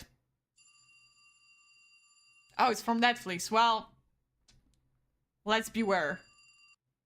Okay, they're fighting in the towels. Will what? I'm intrigued. They've piqued my interest, so I'm going to plan to watch. Oh, 11 episodes. Well, that's like 1 less than usual, so it's not too bad. We'll see. We shall see. I don't know. I feel like it either will bore me to death or be actually intriguing. And I hope it will be the second one, because honestly, so often you get to have such a cool concept for horror-ish, but not exactly horror-ish kind of setup.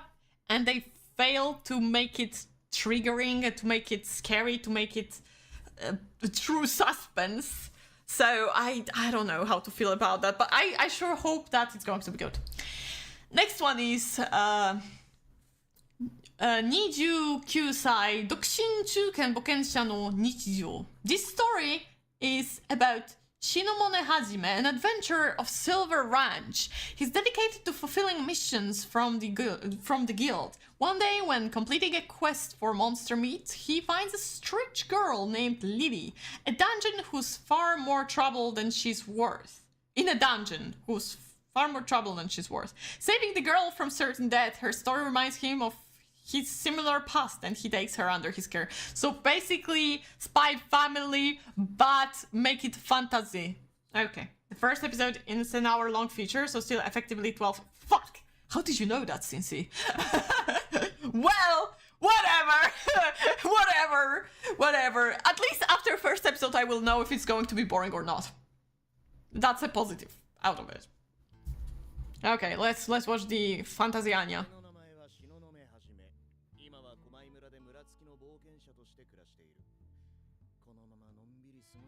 He's just like chilling. Nice slime. Oh my god, it's going to be crunch. It's going to be cringe. Oh no, this is annoying kind of a kid. It's not cute, it's annoying. Check live chart and it's list. Okay, thank you. The kid looks like guy from 7 Deadly Sins. Nah, fam. It's like you try to copy Anya, but you fail. Yeah, no thank you. No thank you, okay. That's a skip for me. That is a skip for me. Thank you so much for your attention. Moving on to Darwin Jihen. I've seen this one a lot because of the monkey. The Animal Liberation Alliance, an eco-terrorist organization, rescues a pregnant chimpanzee from an animal testing lab, only for it to give birth to a half-human, half-chimpanzee humanzee named Charlie. Okay, that's, first of all, I don't want to know how the monkey got pregnant, okay?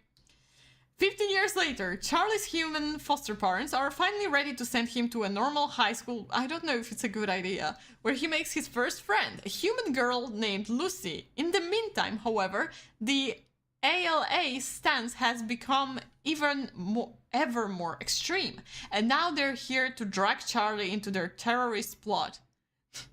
Okay. That sounds wild, not gonna lie, that sounds wild. Let's watch the trailer.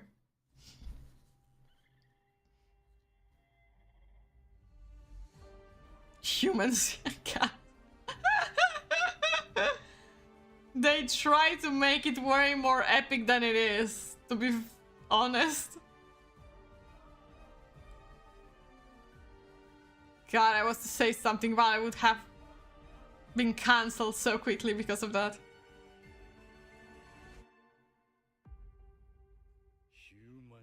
Humanji.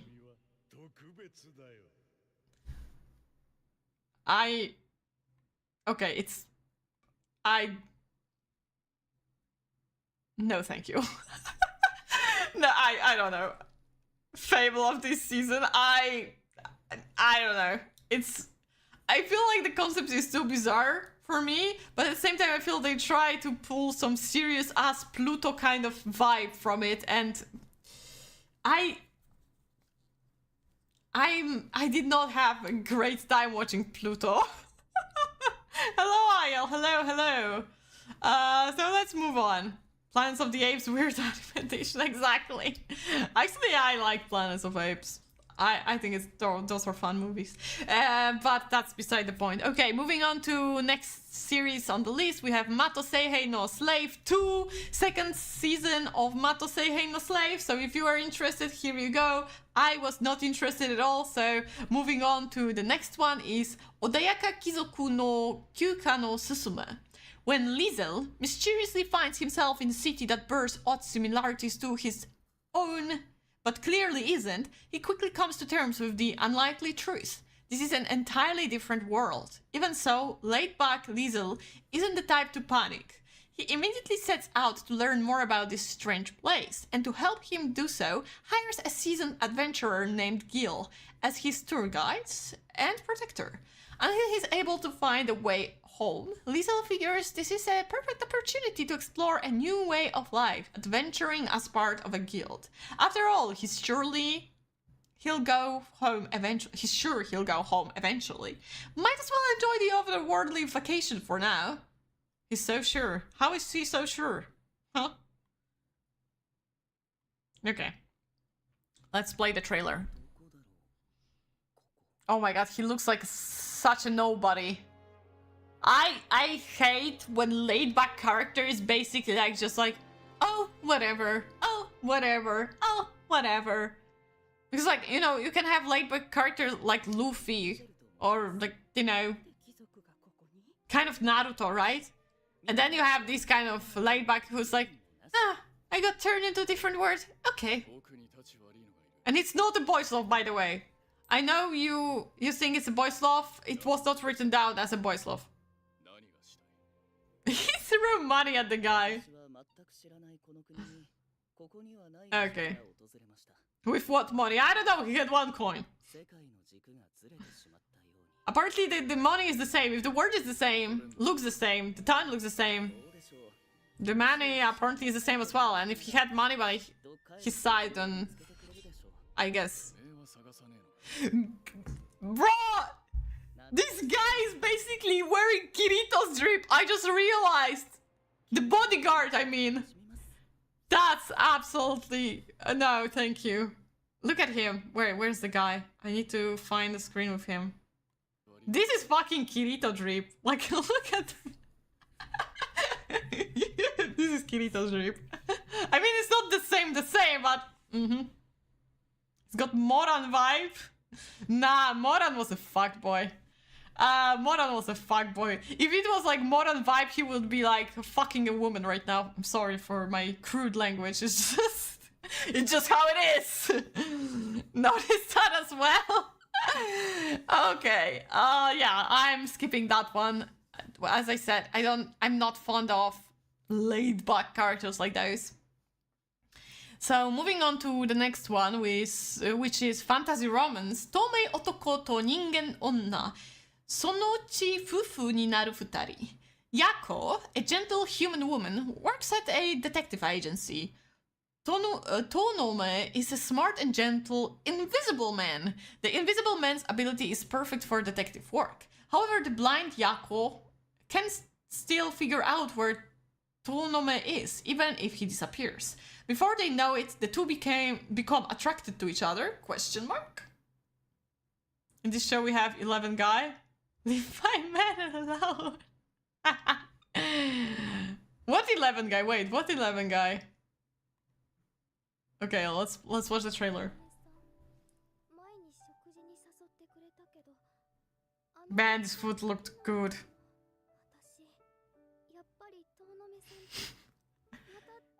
Yeah, this invisible man is so hot. I mean, what?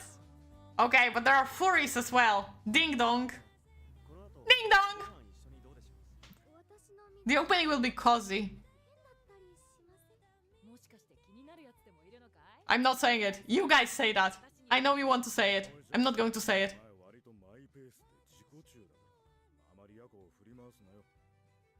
The unseeing bear. Wow.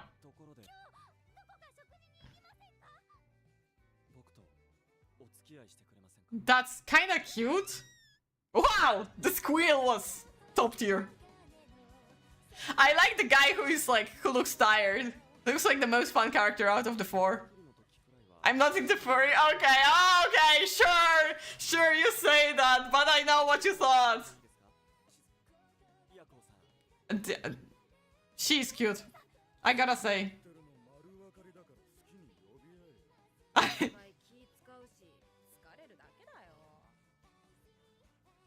Okay, I don't know if it will not, once again it won't be the case of, oh, it's quite repetitive, but it's cute. It looks cute, so I'll give it a chance. Invisible Man is a genius move, as it means that they can skip animating his expressions and live. Yeah, but then they decided to make a furry. You know, another smart thing is like the girl is blind, so they don't have to animate eyes as well. But then they had furry. Yeah, no, I'm going to give it a go. I don't know how long will it last for me, but it looks good. It looks good. So I want to check it out. Okay, an hour 30 and we're not even halfway there, I think. Eddie's no say hi. Mystery supernatural. It is common knowledge that nobles will do anything for power. Lying, manipulation, and extortion are the usual tactics. However, one family is exempt from this generalization. House Grail, whose main tenets are truth and integrity. The youngest daughter, Constance Grail, is just as moral as the rest of her family, believing in always doing the right thing and helping those in need. However, these ideals do not help her when her fiancé cheats on her with another woman. Wow. Framed by his lover in the hope of her downfall, Constance's pleas for justice are ignored. Everyone turns a blind eye, save for one, the spirit of the infamous Scarlet Castiel, who possesses Constance and turns the tables on her accuser. However, this aid doesn't come without a price. 10 years ago, Scarlet was executed for the attempted murder of Princess Cecilia, but this was actually a setup. As blunt, as harsh as Scarlet could be, she would never stoop so low as to use poison. She has no idea who orchestrated her incrimination, but Scarlet demands that Constance, as the only one who can see her, help her exact revenge on all those who wronged her. Okay, so basically kind of like Ace Attorney setup, because you have like a dead woman who wants to just like move on, but for that to happen is to solve the case. Okay, let's see the trailer. Villainous. It's a good manga. Okay. Why is there a furry? Why not? What? She has huge rack. It was smaller in prison. Okay, she looks like you cannot fix her and you don't want to fix her. I can imagine guys being like, I wish she haunted me.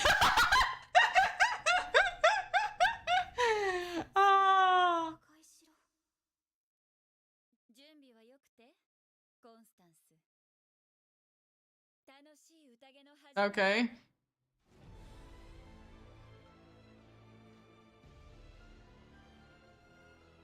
Wow.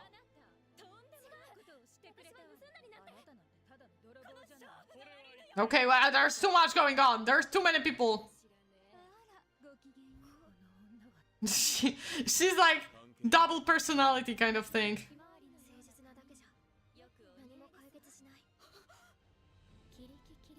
Kiriki Kiriku?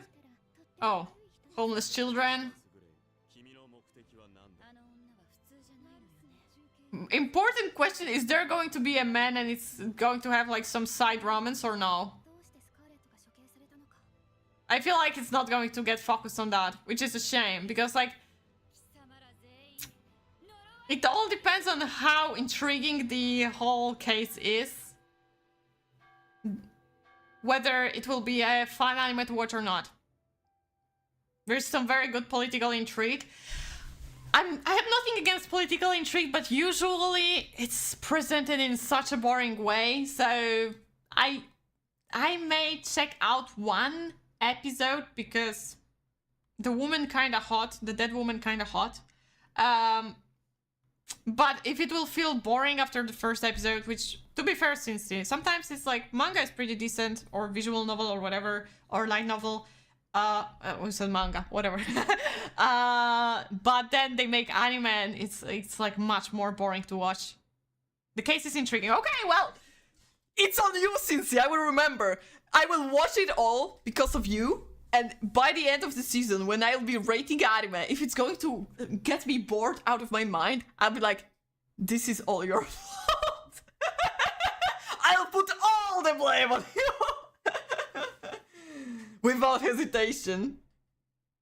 But yeah, the pacing does change things. I don't know, but yeah, I can try that.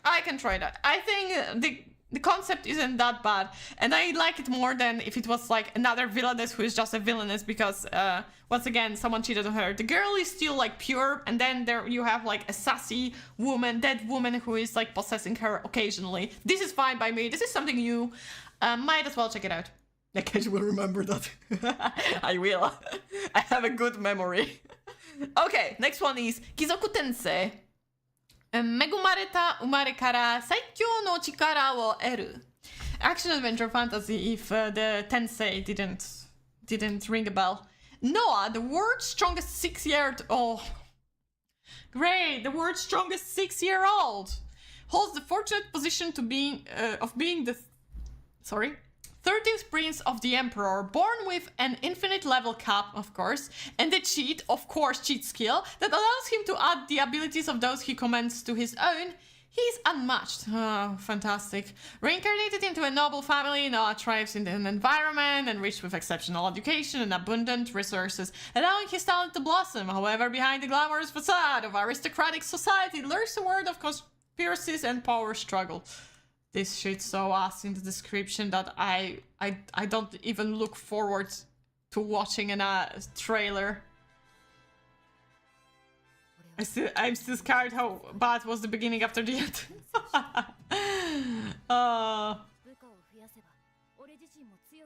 Bro.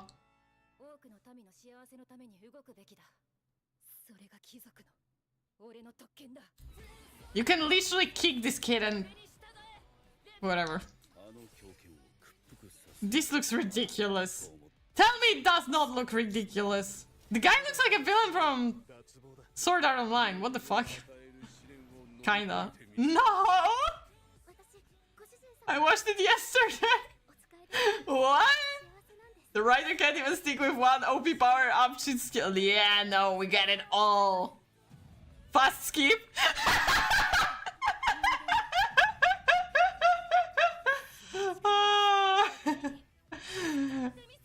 Video, it's on you. The synopsis already promised you shit-ass show.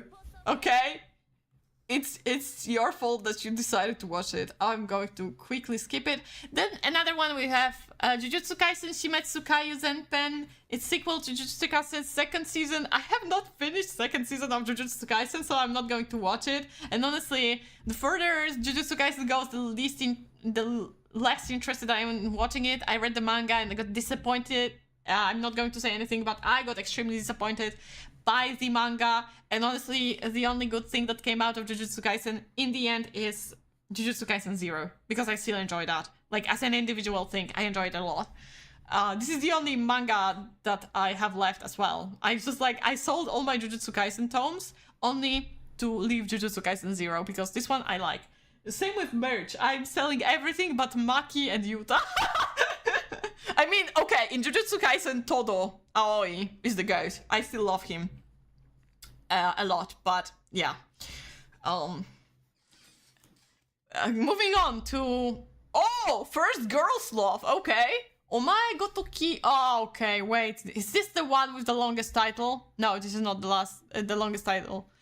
I like the English title more because it's just roll over and die. But the long title, Japanese one, is Omae Gotoki ga Mao ni kateru to omou na to Yusha party and other Yusha wo tsuihou sareta no de auto de kimama ni kurashitai.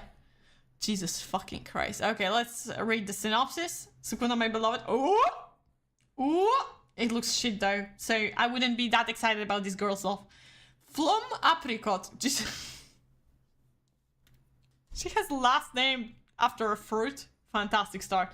Was never meant to be a hero. Despite 0 stats across the board and the power she can't even use, she somehow finds herself included in a party of heroes. But Flum's life hits rock bottom when the party's renowned sage Jean Intege decides that the useless girl is deadweight, of course, and another Yusha that got kicked out, wow, and arranges to have her sold into slavery. Never mind, he doesn't kick her out, he sells her, which is more profitable.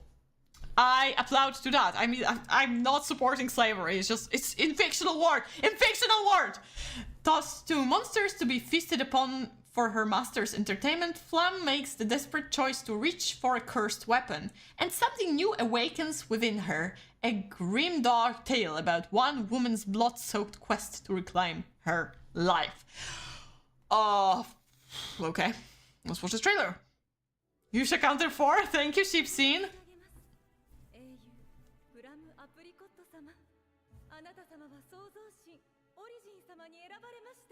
And then they sold her. Okay.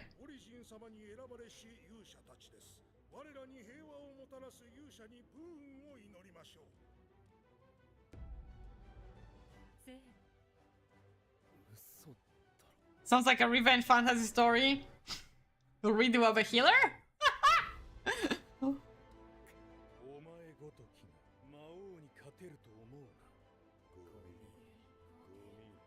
Wow. They even have the iron thingy!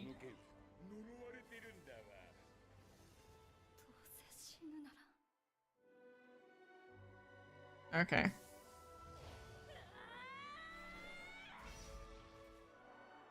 Fantastic. The power of gay! The power of gay protected her! Milk it? Ain't no way they named the character Milk It. No! No! No! No! Who thought it's a good idea? Milk It? A woman named Milk It? No! That's so bad! Probably not that blatant of revenge fantasy. She has to milk it now. God. I'm sorry, it's too much for me.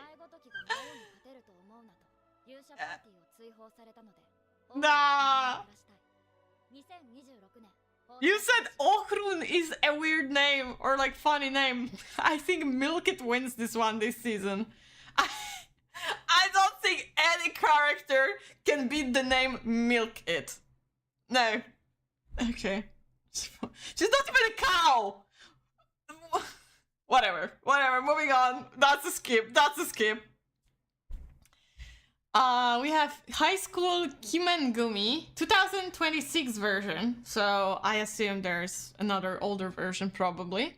Comedy romance, Rei Ichido, Go Reietsu, Kiyoshi Shuse, Jin Daima, and Dai Monohoshi are 5 mischievous boys attending Ichiyo Junior High, each with an eccentric personality and a knack for chaos. They've earned a reputation as the infamous Kimengumi. One day, new transfer student Yuikawa and her friend Chie Uru encounter the group and soon find themselves drawn into their antics. Around them are other colorful cliches, from the handsome Iro Otokogumi, led by Sho Kireite, to the delinquent Bangumi, led by Yo Nihiruda, the athletic Udegumi, led by Kai Undo, and the tough girl squad Onnagumi, led by Jako Amano. As time passes and a new spring begins, the everyday lives of these eccentric students unfold in a lively and comedic school story. There are too many characters. Let's watch the trailer. Too many characters. Way too many characters.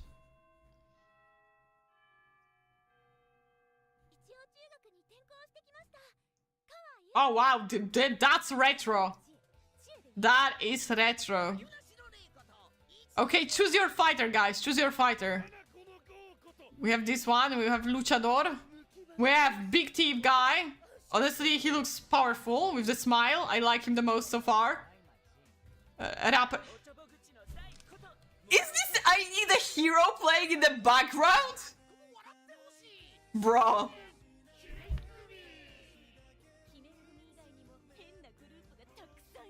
Oh, okay, so...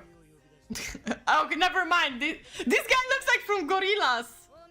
Okay, never mind. This is my favorite. The girl is my favorite. Never mind, never mind. She's a delinquent. Okay, the teacher is the strongest, though. And this is a romance as well. Where the romance comes to the picture.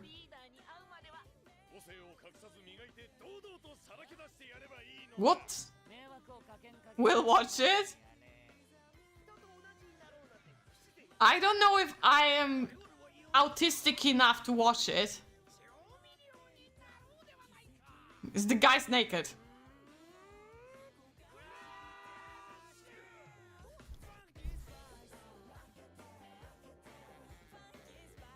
The opening or the ending and explaining is pretty dope.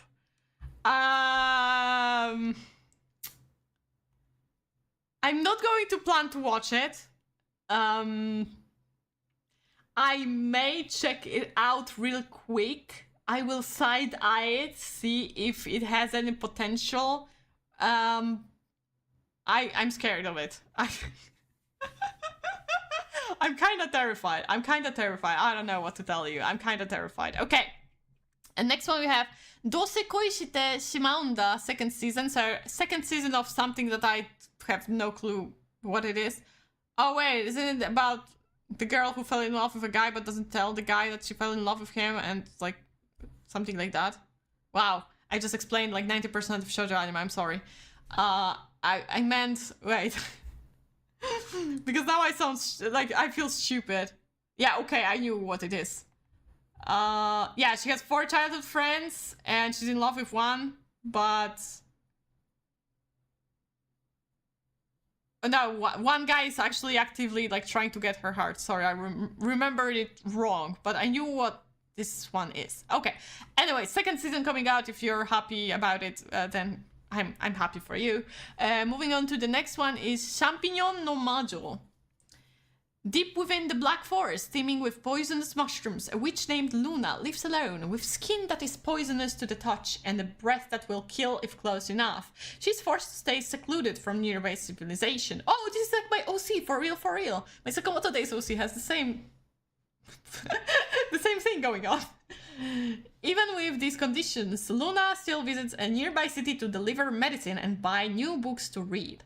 Despite Luna having never done harm to any of the city's residents, many are scared to associate with her, as she is the Black Witch in a kingdom ruled by white witches, only able to watch from a distance while people receive her medicine and freely converse with one another.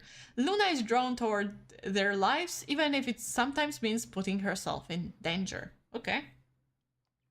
Also watch the trailer, because the synopsis doesn't tell me anything. Fantastic Moon, thank you. Shrooms, okay. Are those shrooms 3D? I think they are. Okay. A shroom house! Oh. Okay. The art style is very specific. I mean, maybe not very specific, but it kind of reminds me of like the lengthiness and slickiness of Clamp. Racist witches got it? No, not like this, Cincy! Oh, I like the soundtrack though. Or opening, or whatever it is.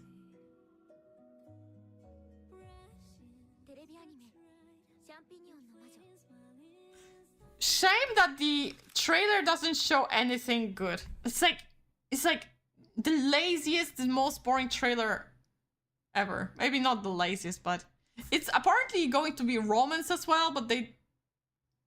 Never mind, there's a boy in there. And there is some edgy boy. Oh my god. I'm kind of locked in now.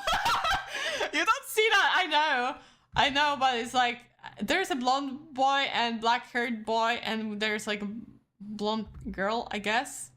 So what I imagine will happen is she will fall in love with a blonde boy, but she will end up with edgy boy. The trailer is a nothing burger. I will give it a 1 episode watch to, you know, test the grounds to see what's going on in there. If it's going to be boring, I'm going to throw it away. But I have a weakness for fantasy setup, especially when it's kind of like fairy tale fantasy and you add romance to it. It's been a while since I've seen a good one. Basically, the cramps I get of romance in Frieren is is something that I live with, like right now. It's like the only thing that I'm getting quite recently. So it would be nice to have like some romance, fantasy romance like that. We'll see if it's going to be any good. Another one is Omae wa mada gunma wo shiranai reiwa ban. Fun fact, I watched the first season because it's a second season. But I guess there is another character moving in. So basically this anime is... Yeah, okay, so no. I don't remember. Never mind. The series is basically about advertising the region of Gunma, which is the region that is kind of secluded. The trains often do not stop at Gunma station. This is also the place where Initial D took place, like, you know, the setup of Initial D. And yes, the real ass illegal races also happened in Gunma. But it's very unpopular region. And basically, like, this is like short comedy kind of anime that advertises this region. So maybe some people will want to move in or something. I'm not going to watch the trailer because I'm not planning on watching the sequel. You watched this anime? Kinda cool. I mean, learning about the region is always fun, but it's like, it wasn't good enough for me to to watch the second season of that. Unless you're talking about the previous anime and not Gunma. But I don't know right now. Okay, moving on to Card Fight Vanguard Divine's Genma Seiseihen. Okay, so this is a sequel. God knows which one season it is, but we're not going to watch it because I'm totally lost when it comes to card fights universe. I don't know it. But then we have Hoppe-chan San Okoku to Kuro Hoppedan no Himitsu, and it has no synopsis. It looks like shit, but guess what? I found a trailer and it's 2 minutes long, so now we're going to waste our time and watch it together. I hope you enjoy. I know. This is something you hoped to see here. By the way, I have to ask, did you make this background art? No. I bought it on Etsy.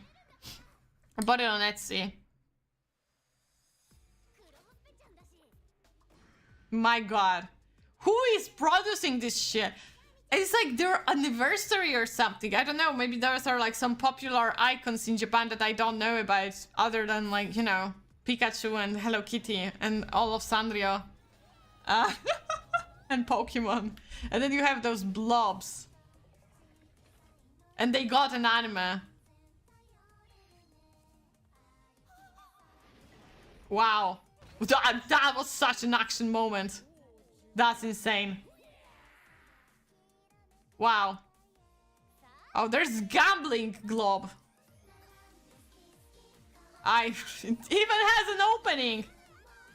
It feels like something a budget web animation would make. I think it's just like some merch, like, you know, some brand like Sanrio. It's just like only popular in Japan, and now they got an anime for anniversary. This is cute. Okay, Blasby. I hope at least, like, I'm glad that at least you enjoyed. Wait, there's a human? That's a plot twist. I did not see that coming. Okay, well, thank you about that. Like, thank you. Wait, that's not the end. Sorry. I'm glad that at least you enjoyed it, Blasby.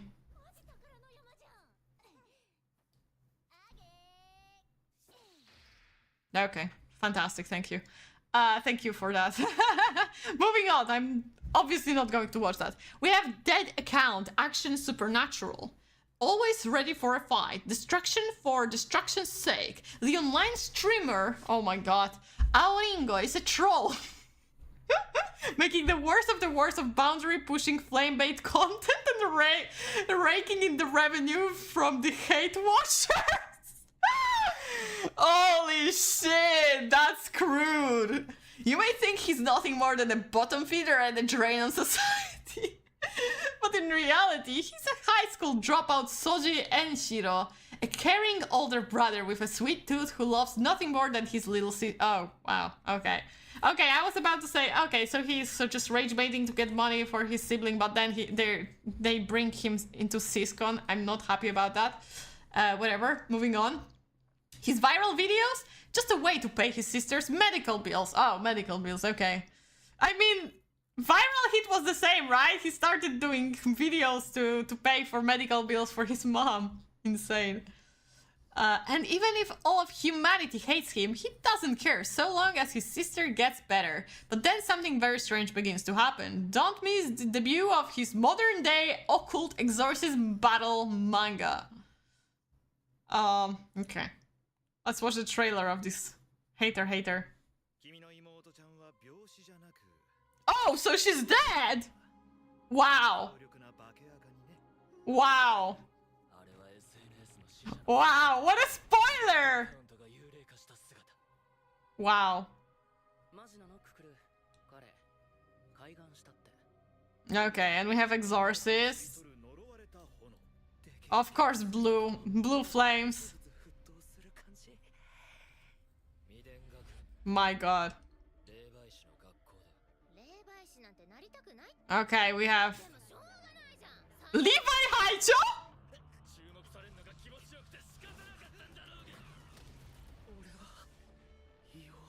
Wow. Okay.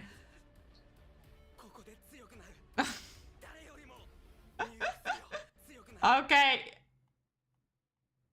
Wait, where... Do you think it's cute? Is it a cute thing? Look, do you think it's cute? It's basically how I see Labubu.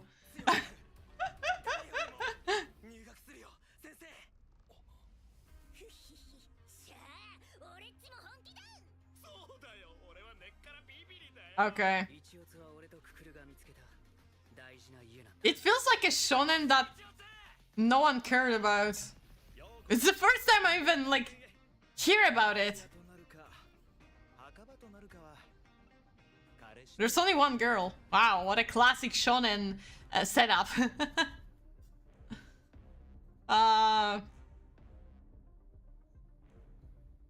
Honestly, I dig their uniforms. They're really fun.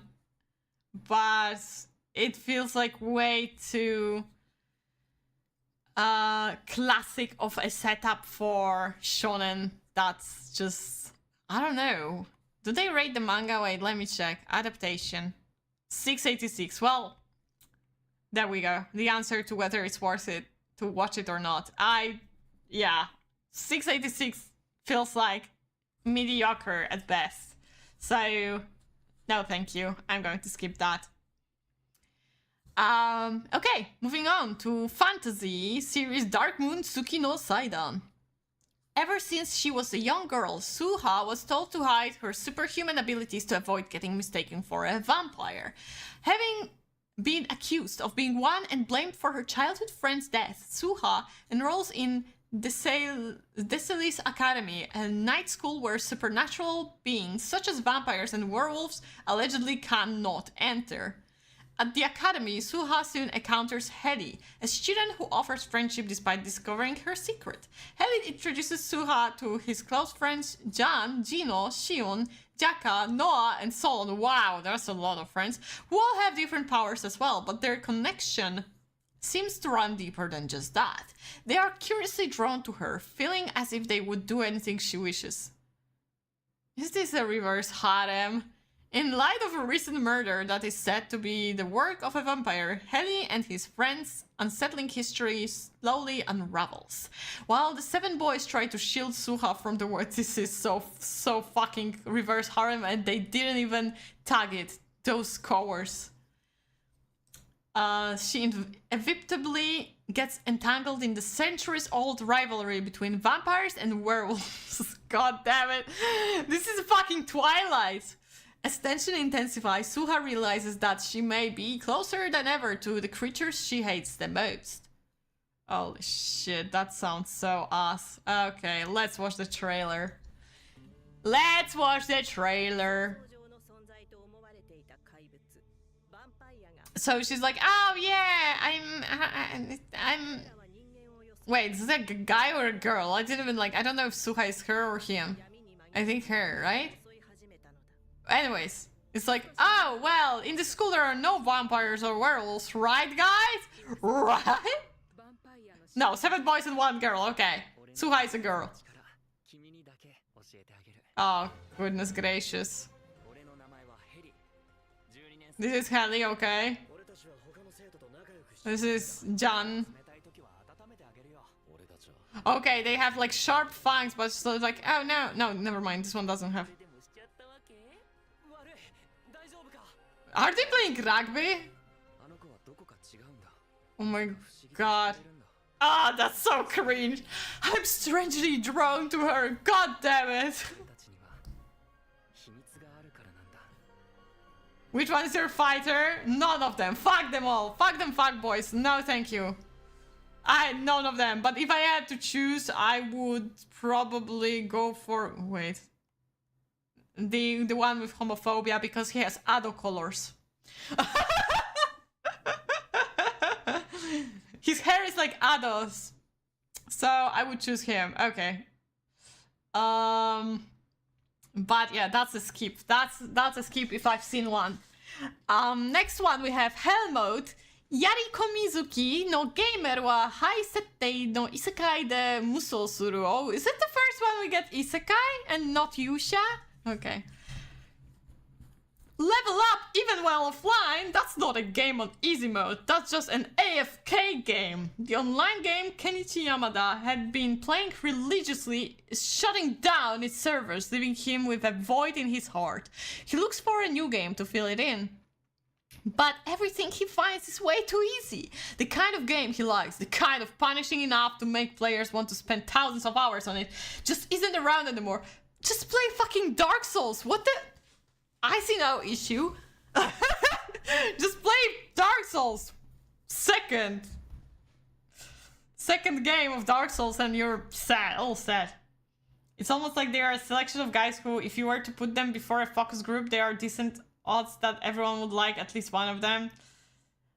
But at the same time, no one ever cares about the cheerful guy. That's the truth. No one cares. There are only like 3 characters that people care about, and the rest, they don't care.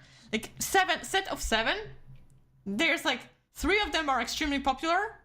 Then like 3 of the next ones are less popular but still somehow popular. And there's always this one motherfucker that no one cares about. And you may find like 1 fan out of like in the whole world. And they're like happy when they get at least a little bit of a new merch for this character. That's how it works. Okay, sorry. Continuing to the synopsis. Shoves RuneScape into his hands. There you can spend thousands of hours grinding this. Exactly. Guy just didn't want to check the other games. He was lazy. What's this? You are invited to a game that will never end. Kenichi stumbles upon an untitled game, one promising incomparable challenge with unprecedented potential, and then he got hacked and lost all his money. Don't click when some pop-up window appears. It's like, this is the game that will be endless. No, don't do that, guys. Don't do that. Without hesitation, he selects the Hell Mode difficulty. Lo and behold, he finds himself reincarnated in another world as a serf. Now called Alan, he sets out to unlock the secrets of his mystery-laden summoner class. Without the convenience of walkthroughs, game guides, or online forums, he must grope his way on the top of his new world. That sounds cringe. Okay, let's watch the trailer. Let's watch the trailer!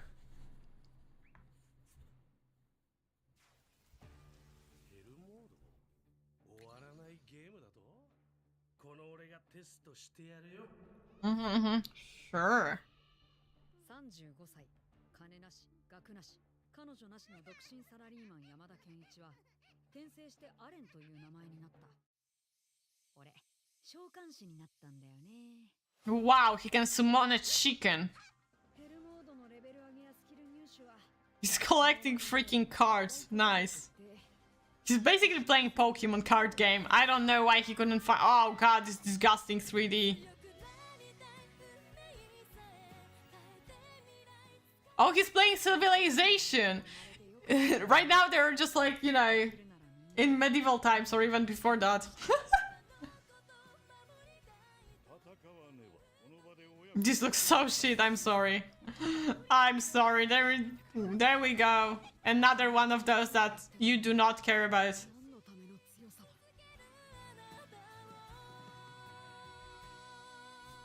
No, thank you. This was a waste of time. Moving on. Trigun Stargaze. Okay, so I watched Trigun Stampede. At the end, I was a little bit bored, but this one excites me more because in this one we'll have melee, so we'll have like setup from the original Trigun. So I'm very much intrigued how it's going to be presented in this new version. Let me read you a synopsis. If you're not interested, like take like a minute or two before we finish with Trigun because it's a sequel, and you can come back to where we're going to talk about anime that are not sequels. 2.5 years have passed since the Lost July incident, a catastrophe that reduced an entire city to ruins and sent shockwaves across the world. On the desert planet of No Man's Land, Vashti Stampede, a gunslinger who swore never to take a life, faces his final confrontation with his brother, Million's Knives, who seeks the complete destruction of humanity. As their fates collide, the battle that will determine the future of both mankind and the planet begins. I didn't enjoy it as much as I thought I will, the first season, so I still don't know how to feel about the sequel. I knew it's going to happen, but it needs to be more dynamic. The second season.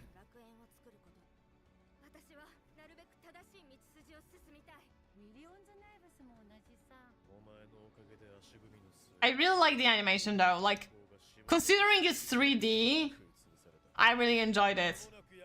Oh, new characters, let's go.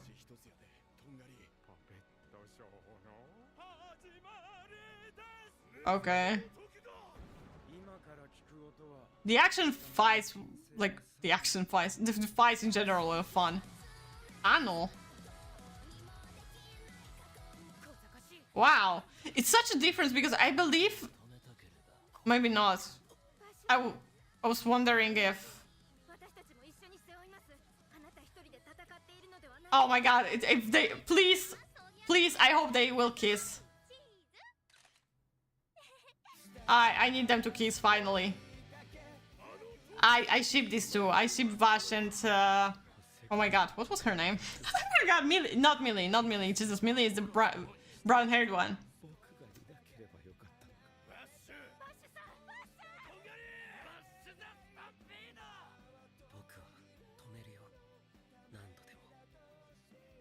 And Vash is so cute though. I gotta say, like, I do it for him, watch it for him at least. But now I need to check the name of the girl, because I forgot it. Shit. Meryl. Yeah, Meryl. Meryl hot. I liked her outfit in the first season. This one is more classic though. Okay, moving on. Tensei Shitara. We have another Tensei. Which one was it? Second one? I think. Tensei Shitara Dragon no Tamago datta. Our hero wakes up one day in a brand new world, but his new life doesn't come with fighting skills or magic powers or even arms and legs. He's reborn as a helpless egg stuck in an unfamiliar forest surrounded by terrifying hungry beasts. But eggs hatch, hatchlings grow up, and humble beginnings can lead to something great. He'll do his best to become the strongest dragon ever, and no messly shell will get in his way.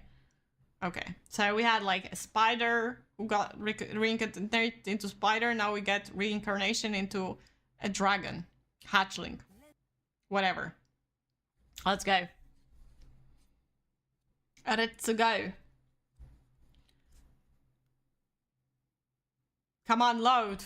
I'm begging you, we don't have the entire day. We have 2 more hours at most. Okay. Wow. What a music. I don't even know how loud you can hear it. And I apologize once again. It's like, I try to avoid copyright strikes.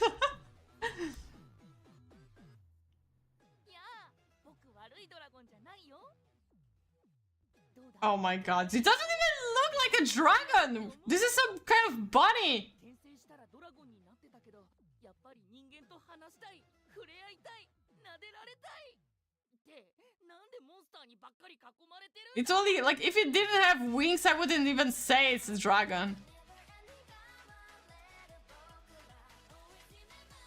Skip. Yeah, if I wanted to watch cute creatures, I would watch Pokemon. Oh, never mind. Wow, that was... Okay, so now we have to show what opening is. Or ending, I don't know. So we need to cut it. Do you have any ideas? Oh, just a random screen and just like, you know, heartthrob. Great idea. Digimon? Yeah, wannabe Digimon. The wannabe Digimon. We have Digimon. It's still coming out. You can watch those. And I enjoy Digimon. Beat Break. That's coming out still. Okay, that's a skip. Moving on to... Oh, this one is with the longest title, I believe. Yes, it's this one. Okiraku ryoshu no tanoshii ryoshi boe. Seisankei majutsu de namo naki mura wo saikyou no josai toshi ni. Van, the fourth son of powerful noble, is only 2 years old when he remembers his past life as a salaryman in Japan. Way, yay! Great! With his adult brain in a young body, he considered a child prodigy. Of course, another child prodigy, fantastic. Until he displays the production magic skill when he turns 8. In a family that favors offensive magic, this crafting skill is considered useless in battle, and Van is banished to oversee a tiny country town in disgrace. With only his personal maid... Oh, only his personal maid. Why this anime looks like so old? What the fuck? The memories of his past life and his worthless magic can Van improve the fortunes of this little village and himself. And people wonder why I hate on isekais. Like, they all look the same. They all sound the same. How many of the same series you want to watch? In reality. Like...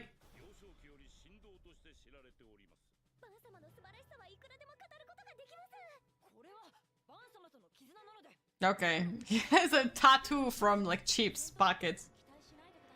And then he pulls a full-on industrial revolution? Probably. The opening kind of bangs.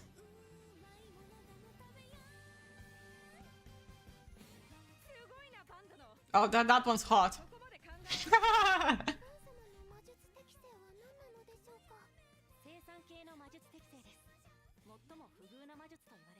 Okay. Will you show me something more?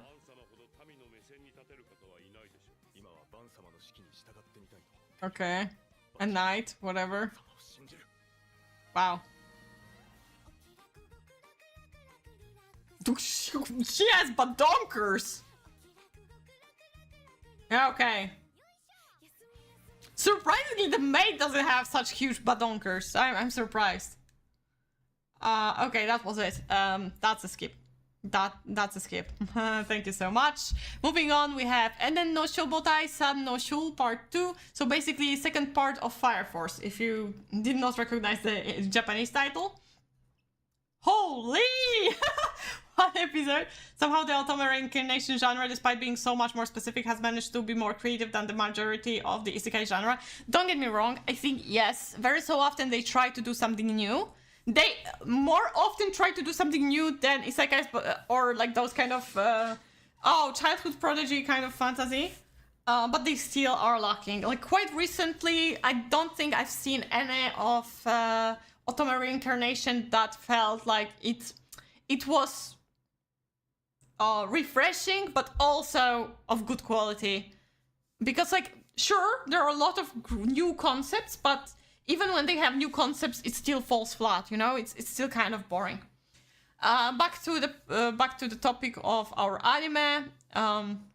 Repeating once again, Fire Force, second part of second season, I assume, or whatever season was recently, is coming out this season, so hey, let's go! I have not watched it yet. I don't know if I'll ever watch it. I have no plans for now. So let's move on to Kaya-chan wa kowaku nai. Kaya-chan is infamous at kindergarten for being a troublemaker, but Miss Chie, who has been assigned to look after her, soon discovers Kaya's hidden abilities. Get ready for the ultimate horror action adventure set in kindergarten. It sounds like a nightmare. I don't want to adventure anything in kindergarten, other than Kindergarten Wars. Those are actually fun. For blood, one episode for blood. Yeah. Yeah, no, thank you. Kaya-chan.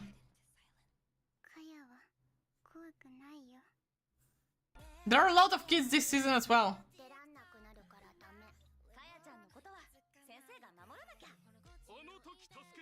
What the fuck? He looks creepy. Scary lolly? Yeah, scary lolly, basically.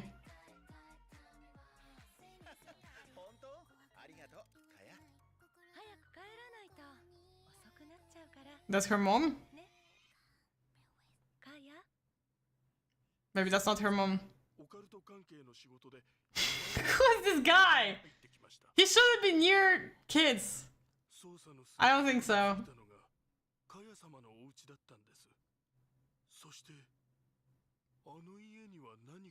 Something. Okay. Powerful old lady. Okay.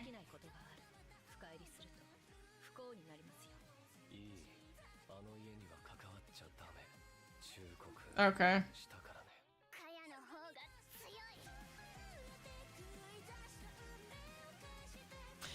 We already had anime that had like a small girl seeing ghosts and being powerful, and it didn't work that well. So honestly, I like the design of that, how she's like, I guess, in her scary mode, but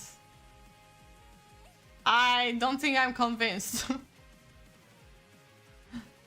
with this one. Kaya-chan isn't scary. Okay, thank you so much. I'm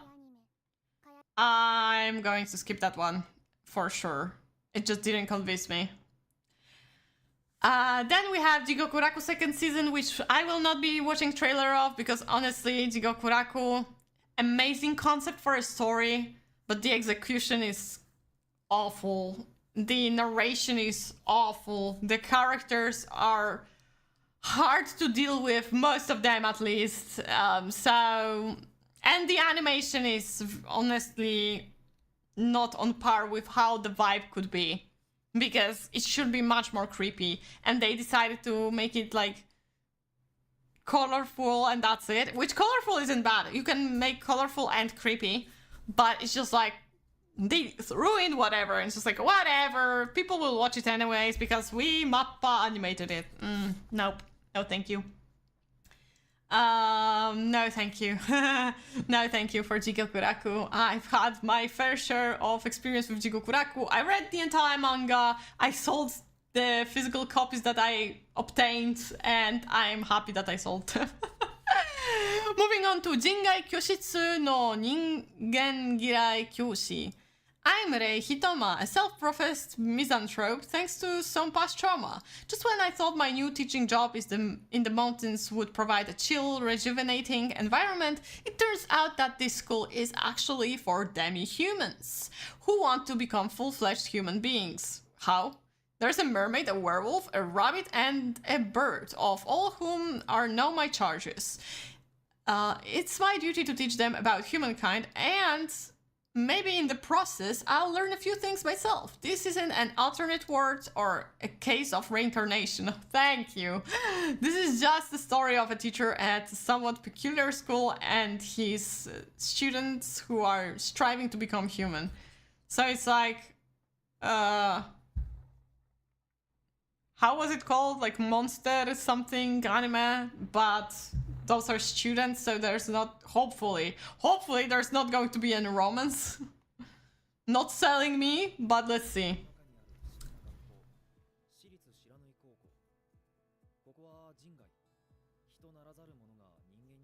Okay.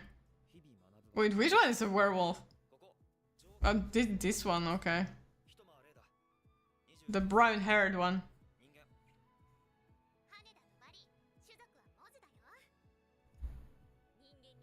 I like her design. I gotta say, I don't know, bird wings. Cool. Why does she have a tail on her head? Bye, Cincy. Have a nice stream. Bye-bye. Thank you for coming and staying by for so long. Have a nice one. Okay.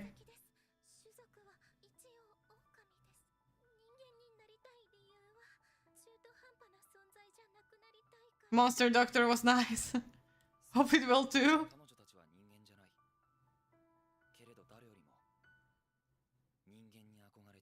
I mean, it's written as drama, which kind of surprised me because I thought it will be more like a comedy. But this trailer didn't show anything, and honestly, I'm not that fond of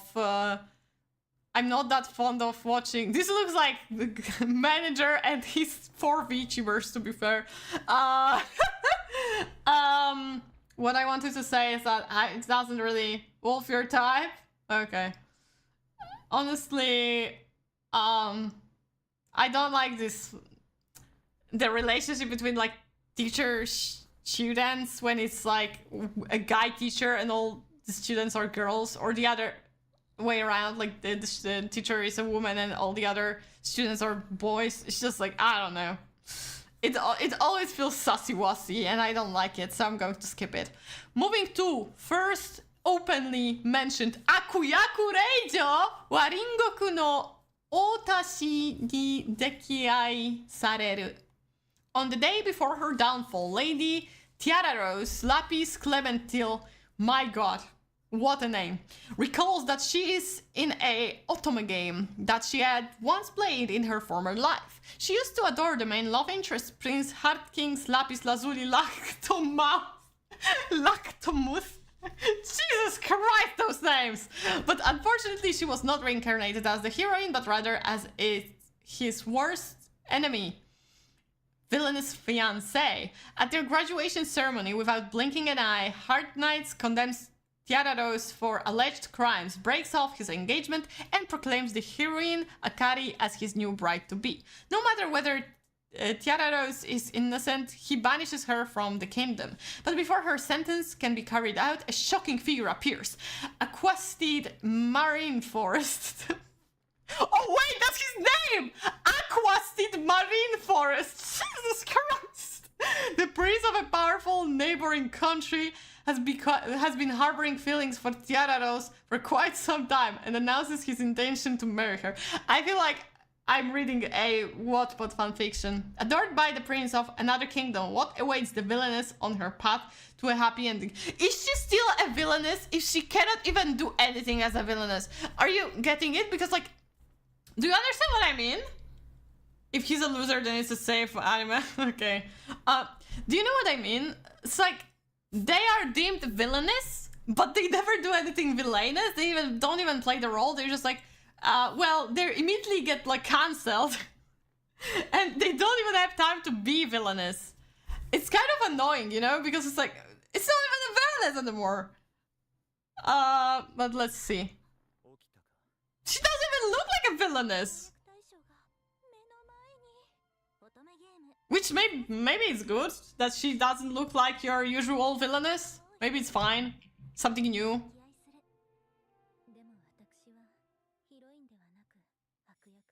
She's cute. I gotta say, she's cute.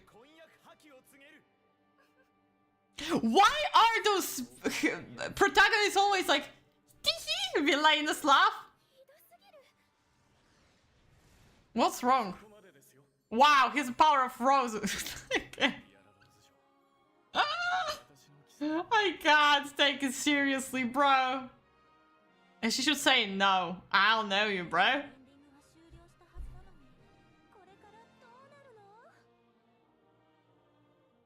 Nah, they look boring, honestly. As a couple, they look like I would sleep at their wedding. So, no, thank you. I'm going to skip that one. Doesn't look like an interesting villainess. So, moving on to Yusha no Kuzu. Another Yusha! Which one is it? 4th? We have 4 Yushas? No, 5! 5 Yushas? This is a Yusha season. Similar setup design, who got sold to Neighborhood Kingdom from a few seasons ago. I don't know. Yeah. Okay, this is like 5th Yusha. Let's go. By the mid-21st century, Tokyo's criminal underworld is ruled by demon lords, crime bosses who have undergone either enhancement surgery granting them terrifying superpowers. The only ones who can take them down are heroes, bounty hunters who boost their own ether powers using the drug E3. Okay. With legalized killing as part of the job, being a hero is less about justice and more about survival. Yashiro, known as the Reaper, is one such hero, an independent enforcer who works alone. That is until Jugamine, a high school girl and self-proclaimed apprentice, forced her way into his life, reluctantly taking her under his wings. Yashiro soon finds himself caught in a whirlwind of deadly conflicts. Okay. Cover of this looks good though. Yusha counter 5, thank you, Shipsin. As you can see, as you can hear, I lost the count, so let's watch the Scum of the Brave trailer.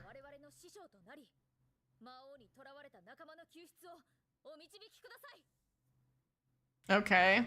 Huh? Ooh. The opening kinda bouncy.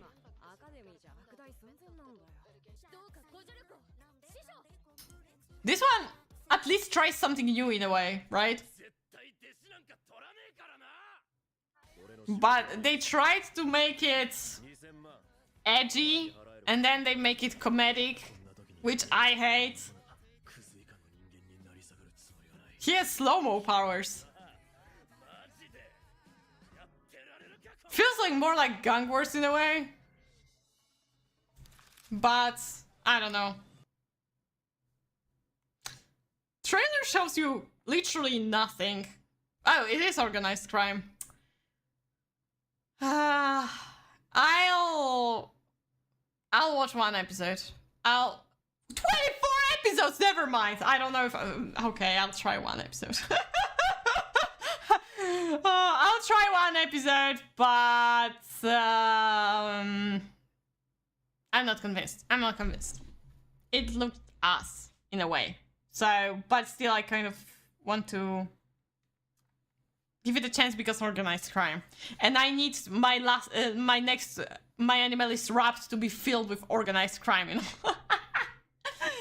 Okay, next one is Romance. Uruashi no Yoi no Tsuki. Every time Yoi Takiguchi so much as lets out a sigh, her female classmates squeal in admiration and awe. She has been dubbed the school's prince by virtue of her boyishly attractive appearance and casual disposition.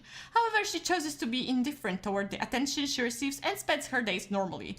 That is until the school's other prince, Kohaku Ichimura, waltzes into her life and calls her beautiful. Kohaku is nothing like a prince. He acts thoughtlessly and does as he pleases, but when he compliments her, Yoi feels flustered, and the way he looks at her gets her all nervous. He's the first boy to acknowledge her as a girl, and her attempts to distance herself prove futile.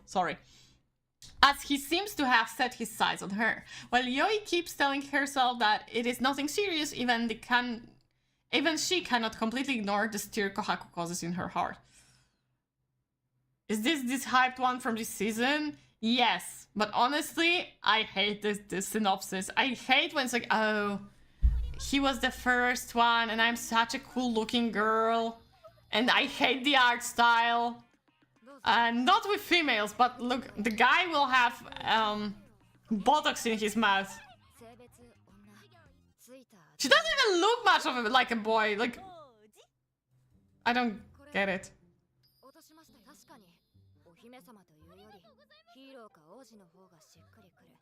I was like, oh my god, the first guy noticed me, OMG!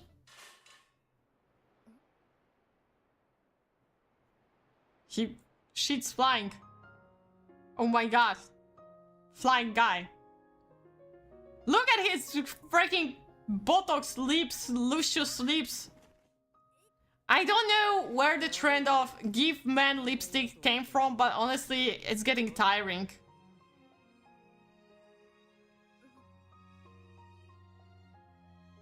They look like the most boring couple ever, not gonna lie. Just look at his mouth.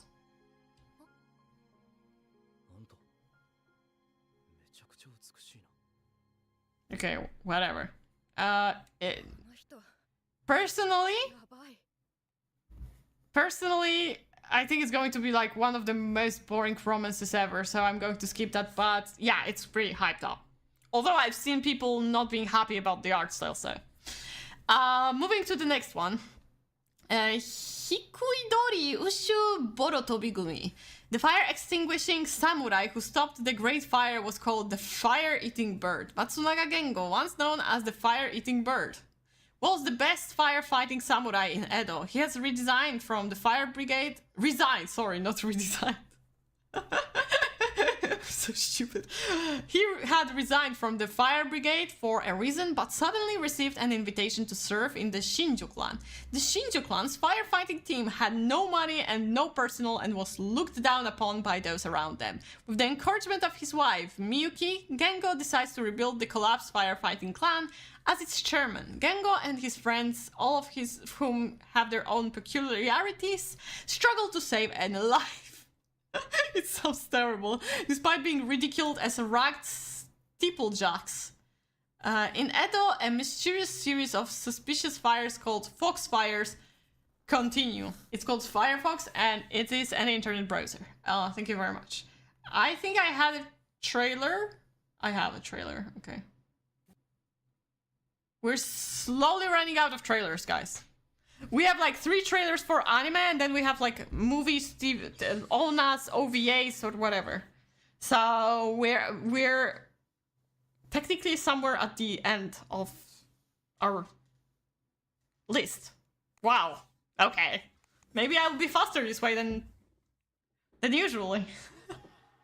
Oh god, is it 3D? It is 3D. Okay.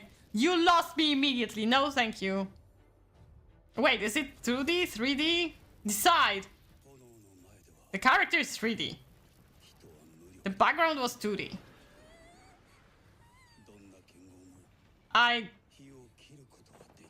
Okay. Yeah, so... Oh, yeah. I mean, okay, the 3D, at least it's stylized so it doesn't look too cheap.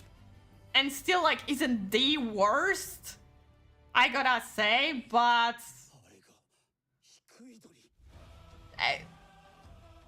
No name series will convince me when they show me 3D. Sorry. It's not the worst, it's not the best either. Oh, no. I feel like first 3 episodes would be like quite decently animated and then it's like we're cutting the budget for the animation because whatever, no one cares.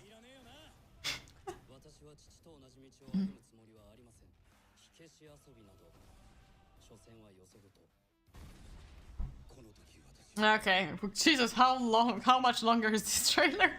It goes on forever. Okay, now it's clogged. Clunky as fuck.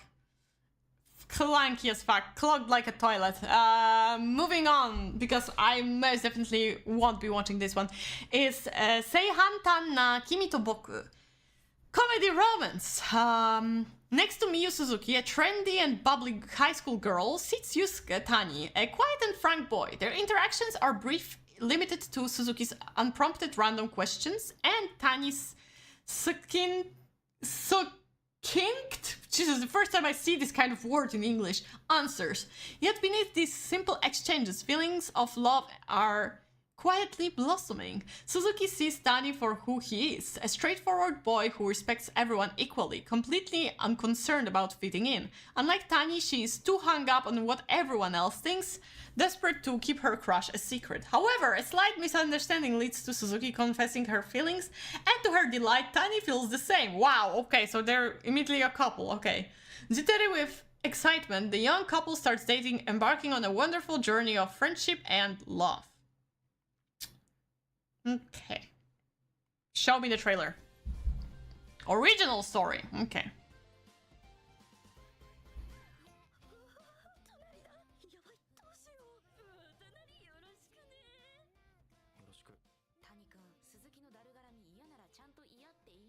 Okay.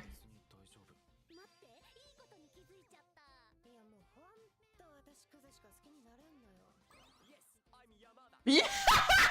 Yes, I'm Yamada. Whoa, there are so many characters.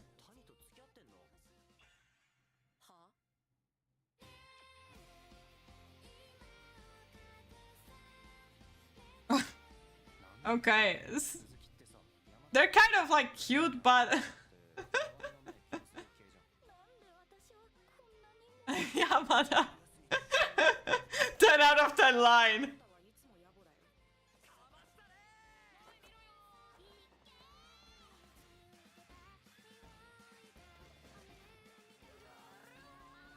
We'll give some episodes. I think I'm going to try it. Honestly...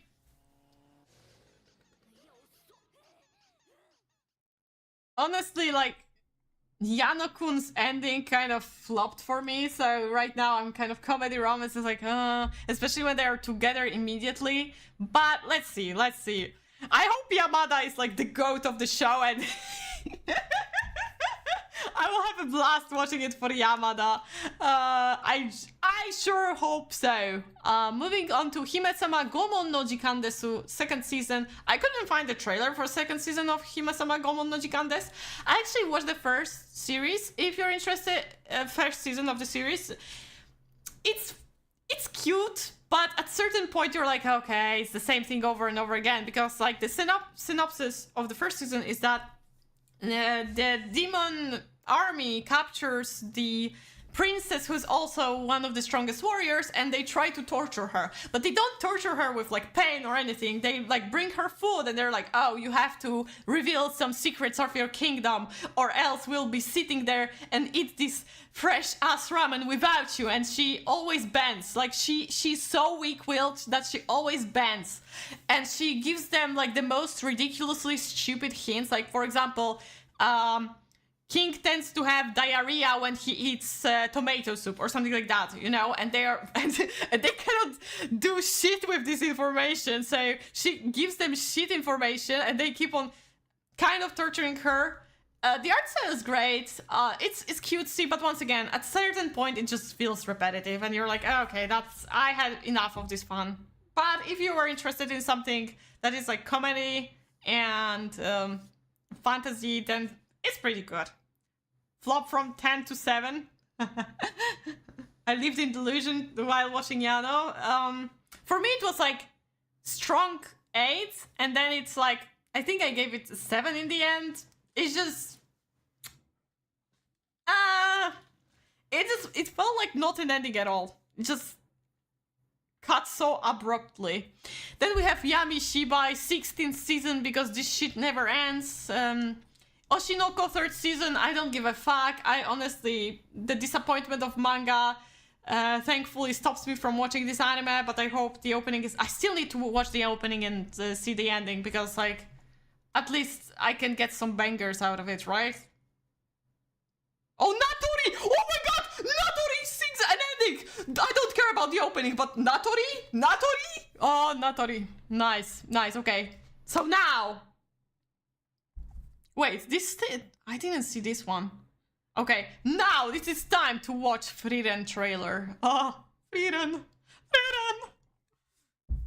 We all know Frieren, but if you don't know Frieren, minute 50 and the trailer ends. I'm so happy! Frieren! Stark, my boy! Oh, man. I'm gonna cry again!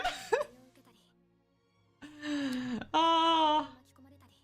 I love them so much. Frieren! It's Frieren! Frieren the anime! Yeah, I know him. You know him, right? Yeah, I know him as well. Oh my god, he's back as well. The fun thing about Frieren is like they build the characters the way that I want them to come back, you know? I'm gonna fucking hell, I'm going to cry at this anime again. It's just too good. Frieren is too good. Ah, Millet singing. I love Millet. I'm gonna cry, man. I want Stark to have badass fights again. Oh. Oh, Himmel, oh. This is the only party I need in my life.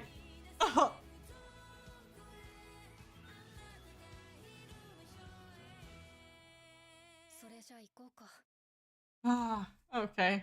Thank you so much. I'm so happy that it's coming out. I'm so happy.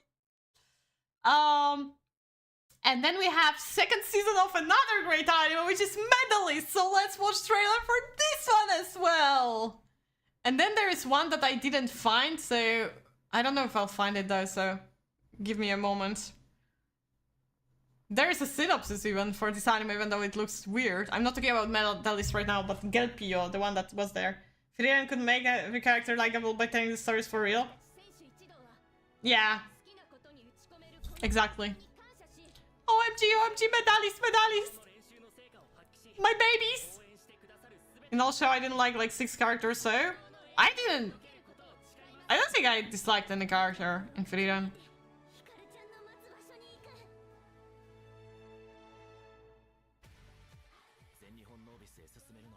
No Kenshi Yonezu? Aww.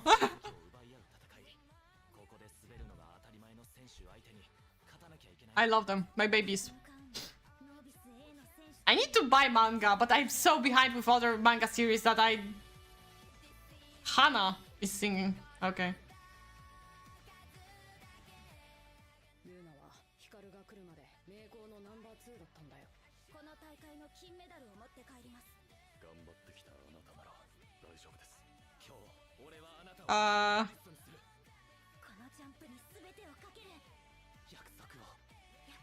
My sister needs to catch up to this series. Ah, she's holding on to his... Ah, it's so cute.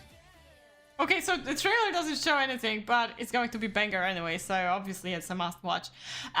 Wait, let me see real quick, because we have Gelpio. Okay, I guess there is no Gelpio trailer.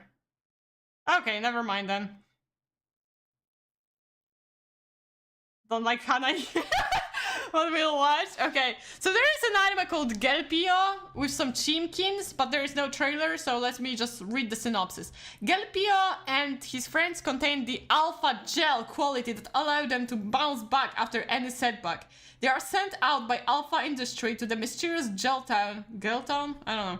To further the company's plot of world domination. There they plan to raise trouble, even though they constantly get involved in events in the town. That's so confusing. Okay. So that was it from the anime that are anime. Then we're moving forward. There are like a lot of things that are coming out still. Half of the list is literally just things that are still coming out. So we move on to ONAs. And now I have to check which...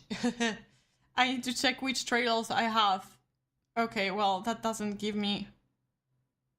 Is it this one? Jesus Christ, I don't know. Okay, so... Oh, because this is 360 episodes, never mind then. I'm not going to read the ones that I don't have trailers for, whatever, we're moving forward. I'm a little bit confused, wait a minute. Okay, yeah, okay, this is... Yeah, Prism Rondo. Prism Rondo is an OVA, ONA. Finally, yeah, ONA. Cultivation time. Let's go. Okay, before cultivation time, we have Prism Rondo. In early 1900s London, Lily Ichiojin, a Japanese exchange student, travels to England to enroll in the prestigious St. Thomas Art Academy. Determined to become a painter, she arrives under pressure. Her parents expect her to rise to the top of her class within 6 months or return home. Lily's drive intensifies when she encounters Kit Church, a gifted aristocratic student known for his talent and detachment. While Kit has devoted himself entirely to painting, Lily's sincerity and resilience begin to shift something in him. The two share little beyond their love for art, yet their relationship quickly becomes central to life at the academy. This is from Wit Studio, okay. Wit Studio, let's watch the trailer. 2 minutes 31 seconds.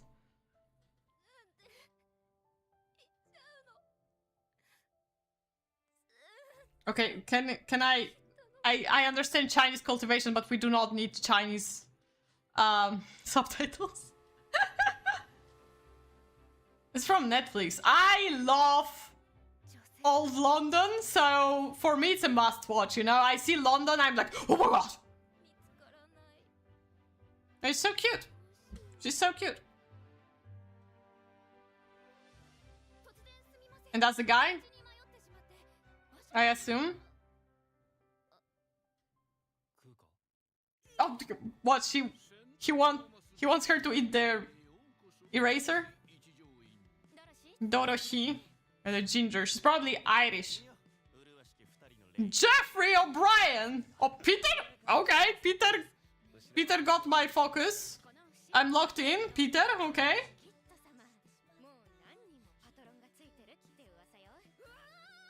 Oh. Okay. It looks... Get the London look. Oh, Chili Beans is singing. It looks nice. It looks cute. It looks cute. Are they going to dance? I need them to dance, you know? To feel my fantasy of London, they need to dance, please. Please tell me they're going to dance. Okay, obviously he has a fiance. But it doesn't matter. The animation looks so nice, holy shit. I'm kind of hyped.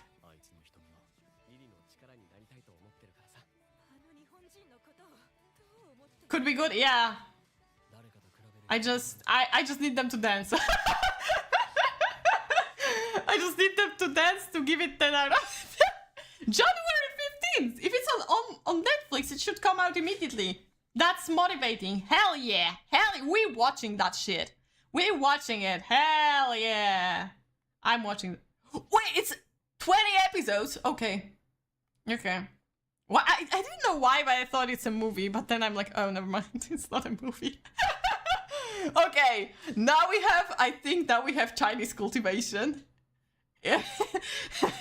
So get ready. Let's read the synopsis.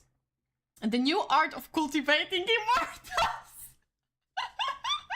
They never cease to amaze me. With technologies rising while the old art of cultivating immortals that has been passed down for thousands of years is gradually declining. No! Not the traditional cultivating! Wang Xuan, a genius boy of the old art, accidentally joins the mysterious organization Secret Road. He seizes treasures, fights new art, fights immortals, and in a series of thrilling adventures, he peeks into the big secrets hidden in the old art. In order to cope with the huge crisis that is about to come, Wang Xuan does not hesitate to go deep into the universe and challenge the limits of his growth. Oh god, it is 3D. I love how it's called The Other Side of Deep Space, as if it was like, you know, Deep Space, the love and something that's popular. Power! I can't, man. It's just like, they're one of a kind. And admittedly, their 3D is not bad when it comes to the characters, though. They look like candles. They really need to stylize it differently. And then, like, they're selling me. But that ain't it. Shout. Do you feel cultivated, but in the modern way or in the retro way? It's an important question. Do you believe in traditional cultivation or modern cultivation? This is what the movie's about, or like series. I feel cultivated in the traditional way. I can't, man. I cannot even watch it seriously. I feel so bad. It's just like, there is something meme-worthy. Oh god, okay, that is another one. It just stopped like that. Okay, that was it. That's enough of cultivation. I think there is like one more, though. And now we go to Chou Kaguya-hime. Chou Kaguya-hime reimagines Japan's oldest folktale with a modern touch by integrating music, fantasy, and contemporary animation. Traditional plots are better. Exactly. Yeah, I agree. I agree. Okay, so let's watch the trailer. I think a lot of you may have seen that because it was like pretty loud. This trailer. It's like everyone was, oh my god, it looks so pretty. Ide, ichiban no hime-sama.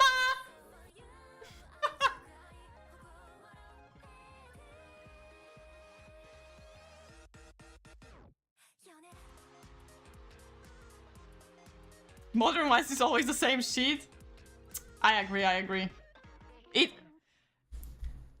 I gotta say though, it looks dope. So I cannot even blame people for hyping it up, even if it's like only this.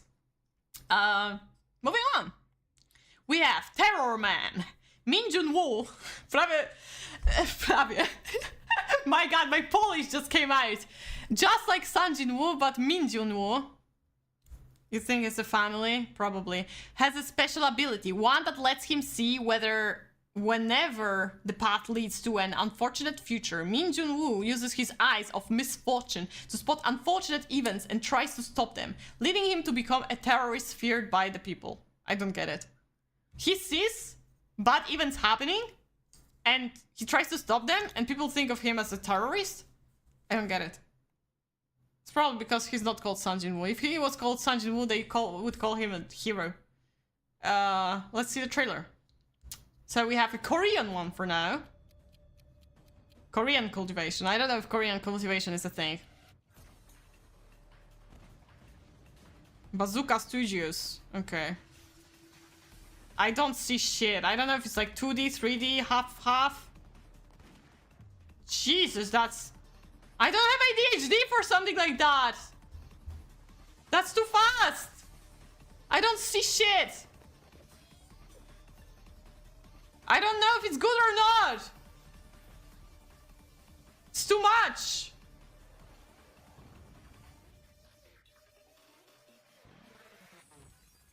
Okay, genuinely, I have no clue what I've just seen. So, I can't even judge that. I don't know. I think for now I'm a skip unless, I don't know, it gets viral and it will be like, oh my god, you have to watch it, then I'll watch it. Then we have Yu Ling Shi. You have mixed feelings. I haven't seen shit. Like, for me, it was like ADHD heaven. So we have another cultivation, I think. This tells the story of a popular cartoonist who became famous for his comic book Be King. However, he ran out of ideas after many years and could only rely on constantly abandoning his characters to attract attention. One day, he received a mysterious phone call and was absorbed into the world of Be King as a character named Wang Xiaomin. Thus, the Wang Xiaomin, who now has the thoughts of the creator along with the characters he created, embarks on a fantasy adventure that could be described as God's shortcut, one step to heaven. So basically Zenshu, but Chinese. Okay. Let's play Be King. Let's play Be King. I love how Bilibili is much wider of a screen. That's why you can see the title and everything. This one is 2D though. And it doesn't look even half bad. Manhwa plot.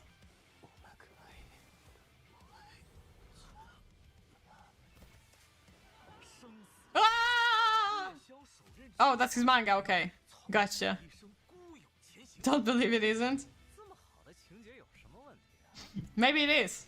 I'm not that knowledgeable about manhwa, so... Oh, he's a loser who just kills off characters to gain popularity. Wow. Wowza.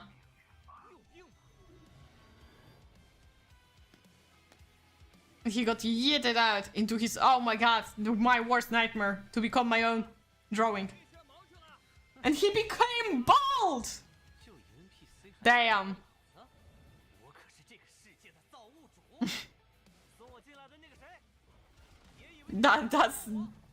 That's how you end up if you kill off your characters. You become bald. The tiger is cute though. I already read 5 similar ones. When he's been kind of like sucked into his own word. Zenshu style.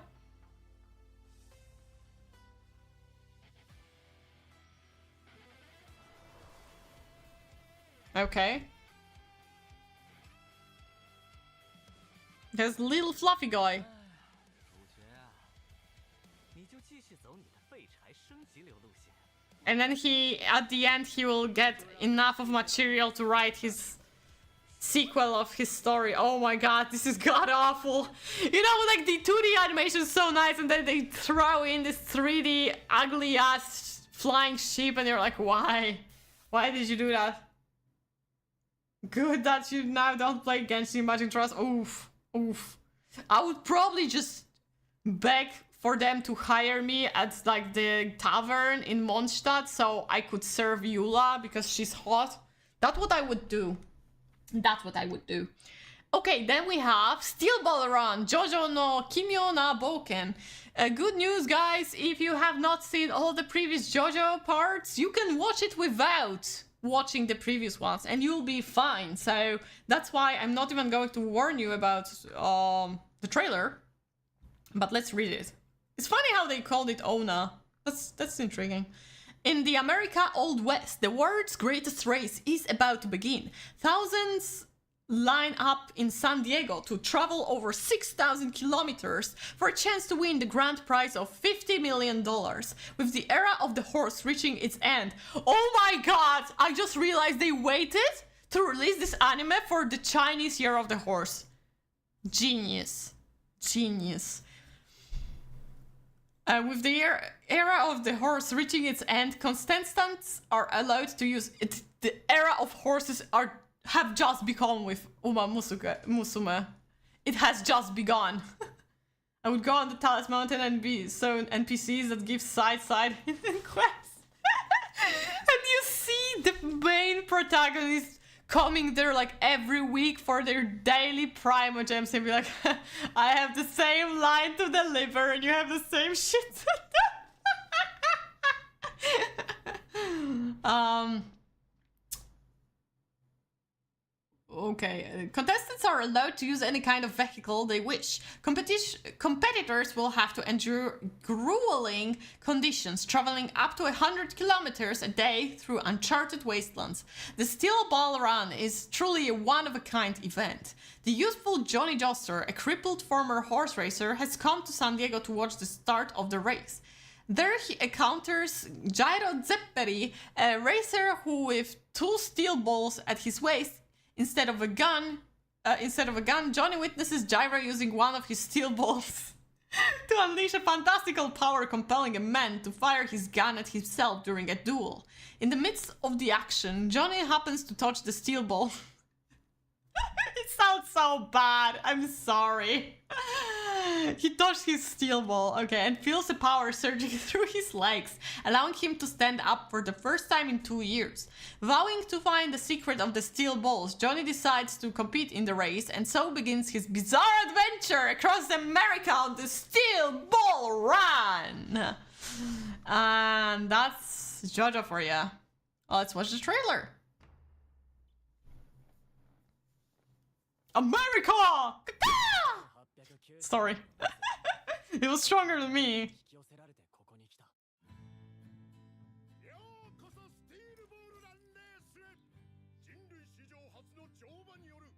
Uma Musume, let's go!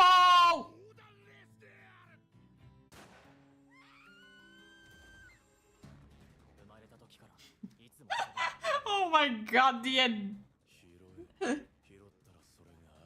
the editing of this video was crazy.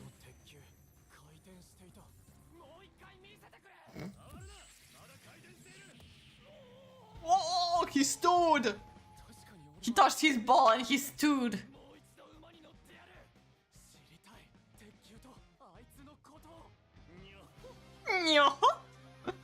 Oh man. I'm waiting for his song.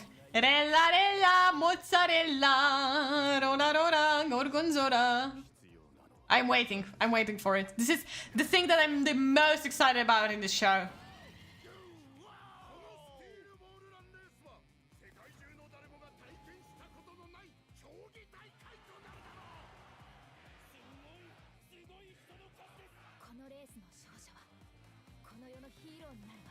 If you didn't notice, one of the guys is running against all the horses. And yes, he's catching up. Oh, the banger soundtrack, let's go.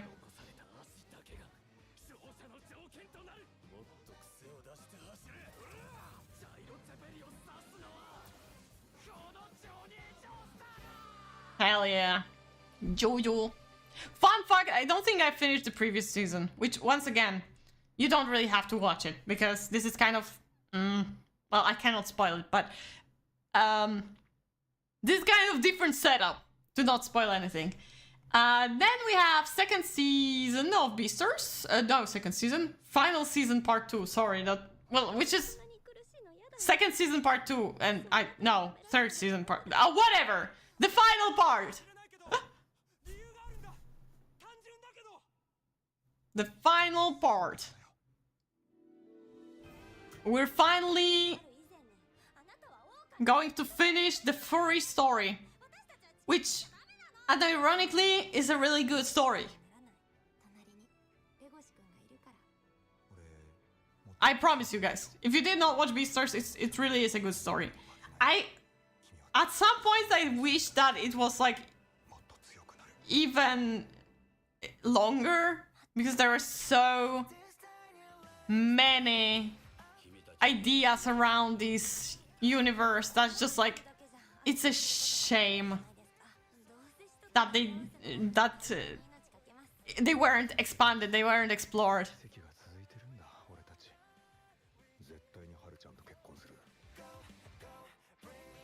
Final season, final part, final episode slowly gives Attack on Titan vibe. I hate it, I know. But... oh. Okay, that's... yeah, you cannot eat a rabbit without the consent in this world. So that was it. Then we have...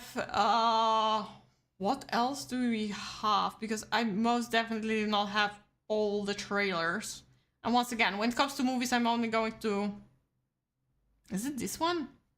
I think so. Fucking different titles in English. Maybe it's not this one. I don't know what that is. Fuck! Now I don't know because of the different title. I don't know which one it is. Okay, no, this is this one. Damn! Yeah, this one is this one.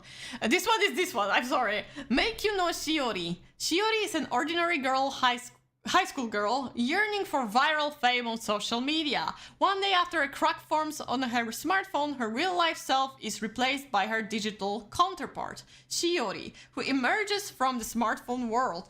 It's as if my avatar, like, appeared in front of me. Insane. Trapped in the smartphone world, instead, Shiori is powerless and forced to watch as her counterfeit self energetically rises to stardom as a pop icon and influencer. With the help of Komori, a mysterious rabbit man she meets in digital wonderland, Shiori must navigate an eerie and surreal cyber labyrinth to get back to her reality. Wow, that's goddamn awful. Imagine it's like, I want to be an idol, and then your internal persona takes over. It's like, yeah, I'm popular and not you. That's us. How dare you? Oh my god, it's 3D. Oh no.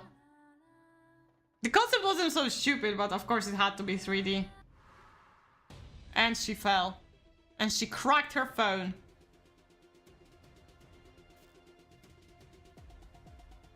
Why are you laughing at, Shipsy? This is terrifying. Don't you think? Okay, that was it.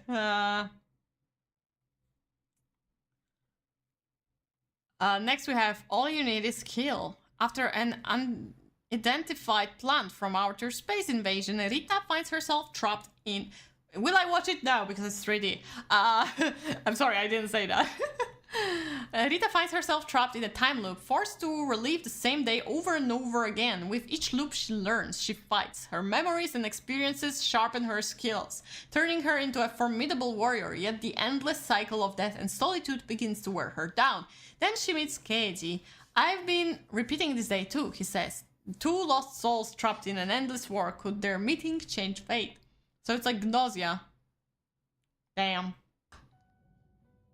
Warner Bros. Okay. Oh my god, it's in English, I'm sorry. Whatever, like, you have to live with it. That's a very weird art style. That's a very weird art style. I'm not a fan.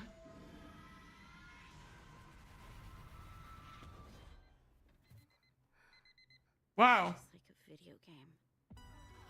The animation is freaky. I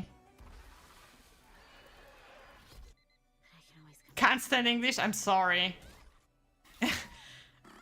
Well, somehow you live on my stream, so it couldn't be that bad, eh?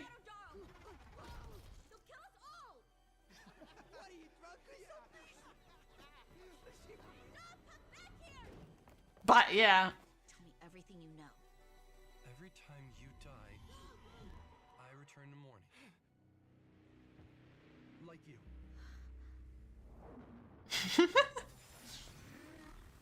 If it's really trying to take over her planet, I have no other choice but to kill it. Okay, well.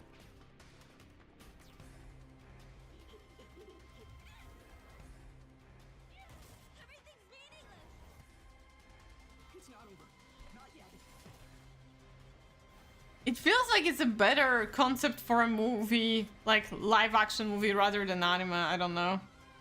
This art style is just not getting to me. It creates tomorrow. I like the soundtrack though. Okay, we have like what, 4 more? 5 more. Okay, 5 more. 5 more. Next one we have Kusunoki no Bannin, I think. Yeah. If you knew you didn't have long to live, who would you tell? What would you say? And how would you deliver the message? The keeper of the camphor tree starts with Reito Naoi, a man in his early 20s being unjustly fired from his job. Enraged. I cannot read anymore today.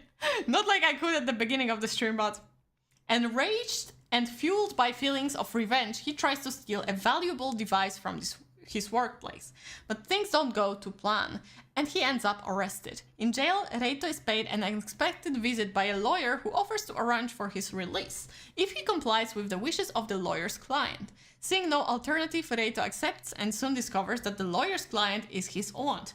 When Reito tells her that he has no plans for the future, she gives him an order. What I want you to do is to guard a camphor tree. And thus begins Reito's custodianship of a camphor tree standing on the ground of a shrine. A camphor tree with a mysterious legend associated with it. When near end, yeah. It does happen. Okay, so that's the camphor tree, okay. Start to look on your tab.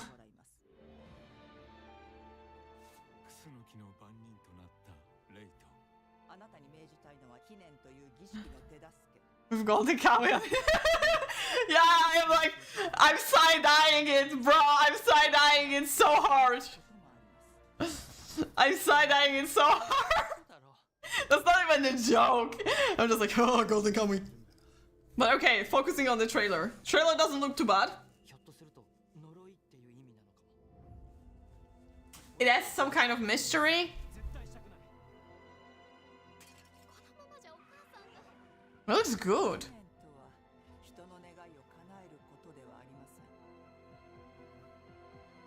Grandma kind of fancy. No, auntie, sorry.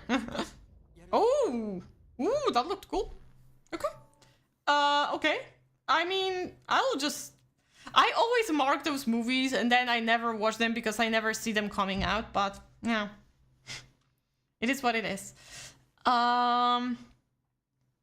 Just a few more to go, guys, and I'm setting you free and I'm letting myself watch Golden Kamuy. Okay. The next one we have Boku no Kakaro no Yabai Yatsu movie. Oh wait, but it's like re-edit for both anime seasons featuring newly added footage, whatever. What? That's bullshit. I mean, okay, let's watch the trailer. I like the story, so maybe I'll rewatch it as a movie because it's kind of cute. I don't know, I have such a weakness for this series. If someone will want to watch it with me, I wouldn't mind. I wouldn't mind. But alone, I don't know if I would want to watch it. I don't know. I love them still. They're so cute. Yeah, go next. Okay, let's go next. Let's go next to New Dawn, not Ariel tight pots, but next one is wait, which one is the next one? A New Dawn. Is this one? I have no fucking clue anymore. Okay. I just wanted to see if the quality is better. I guess kind of is. It kind of is. I don't know. Okay, that was it. Yeah, okay, A New Dawn, or Hanarokusho ga akeru hi ni. The Obinata Fireworks Shop Factory is getting prepared for an administrative action for confiscation tomorrow. It has been 6 years since Keitaro has been holed up in a closed-down factory creating fireworks by himself, chasing after an illusion of his father, who vanished. It is a story about 3 young people who overcome the extreme weather conditions, disasters, and environmental problems imposed on them and establish their own identities. It sounds like Nothing Burger, but let's see the trailer.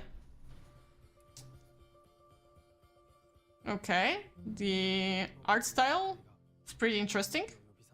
If it's 2 seasons in one, I couldn't watch, wanted to have full experience from both seasons. It probably is. So maybe it's better to watch, yeah. Then, like, yeah, again, I didn't think about it, but merging it all... I need to read it again. I mean, it looks nice, but I have no fucking clue what it is about, so... So I'm not going to add it to plan to watch, because I honestly don't know what it is about.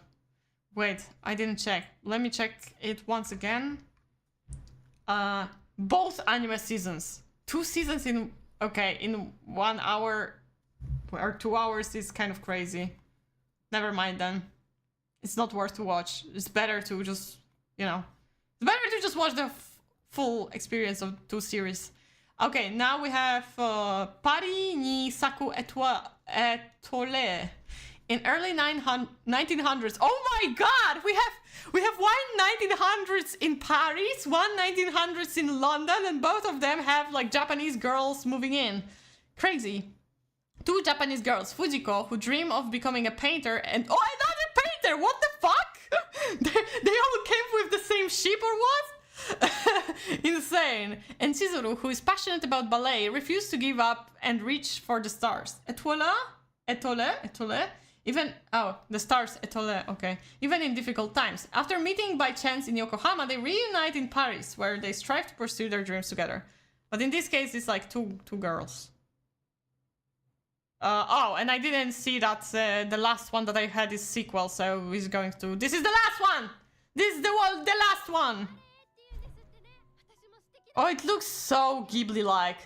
Ghibli vibe. Maybe cute. Oh god, I love the backgrounds. It's cute. Damn! One! What One Piece film read? The director? Well, then I'm sold. Even though the Red movie wasn't like the best. Ooh! That's nice. And there's a blonde guy as well! Nice. The blonde painter as well. Insane. Imagine them like appearing on the same season in the cinemas and they're like, I see what you did. Or not in the cinemas because the one is on the Netflix. Okay, never mind. Okay, that looks cute. I will add it and plan to watch. That was it! That was it, my friends! That was it! One Piece director. Yeah. Congrats, we pulled it through. We're here. London and Paris look strong this season. Exactly. Well, I've seen some things. Was there something that I was like, oh my god, this is the one? I don't know, but I think there's going to be few things that may be enjoyable, few things that probably be flop or get bored after a few episodes, but it doesn't look so bad because we have Golden Cowboy. So, because I'm so excited for Golden Cowboy, I will not be holding you any longer. Thank you so much for coming today, for watching those trailers with me. I hope you found something for yourself, and I hope you won't get disappointed by your choices. Thank you once again, and see you on Thursday, because I have to clean up my apartment, so there's no doubt there aren't going to be any streams other than the one on Thursday. Once again, thank you,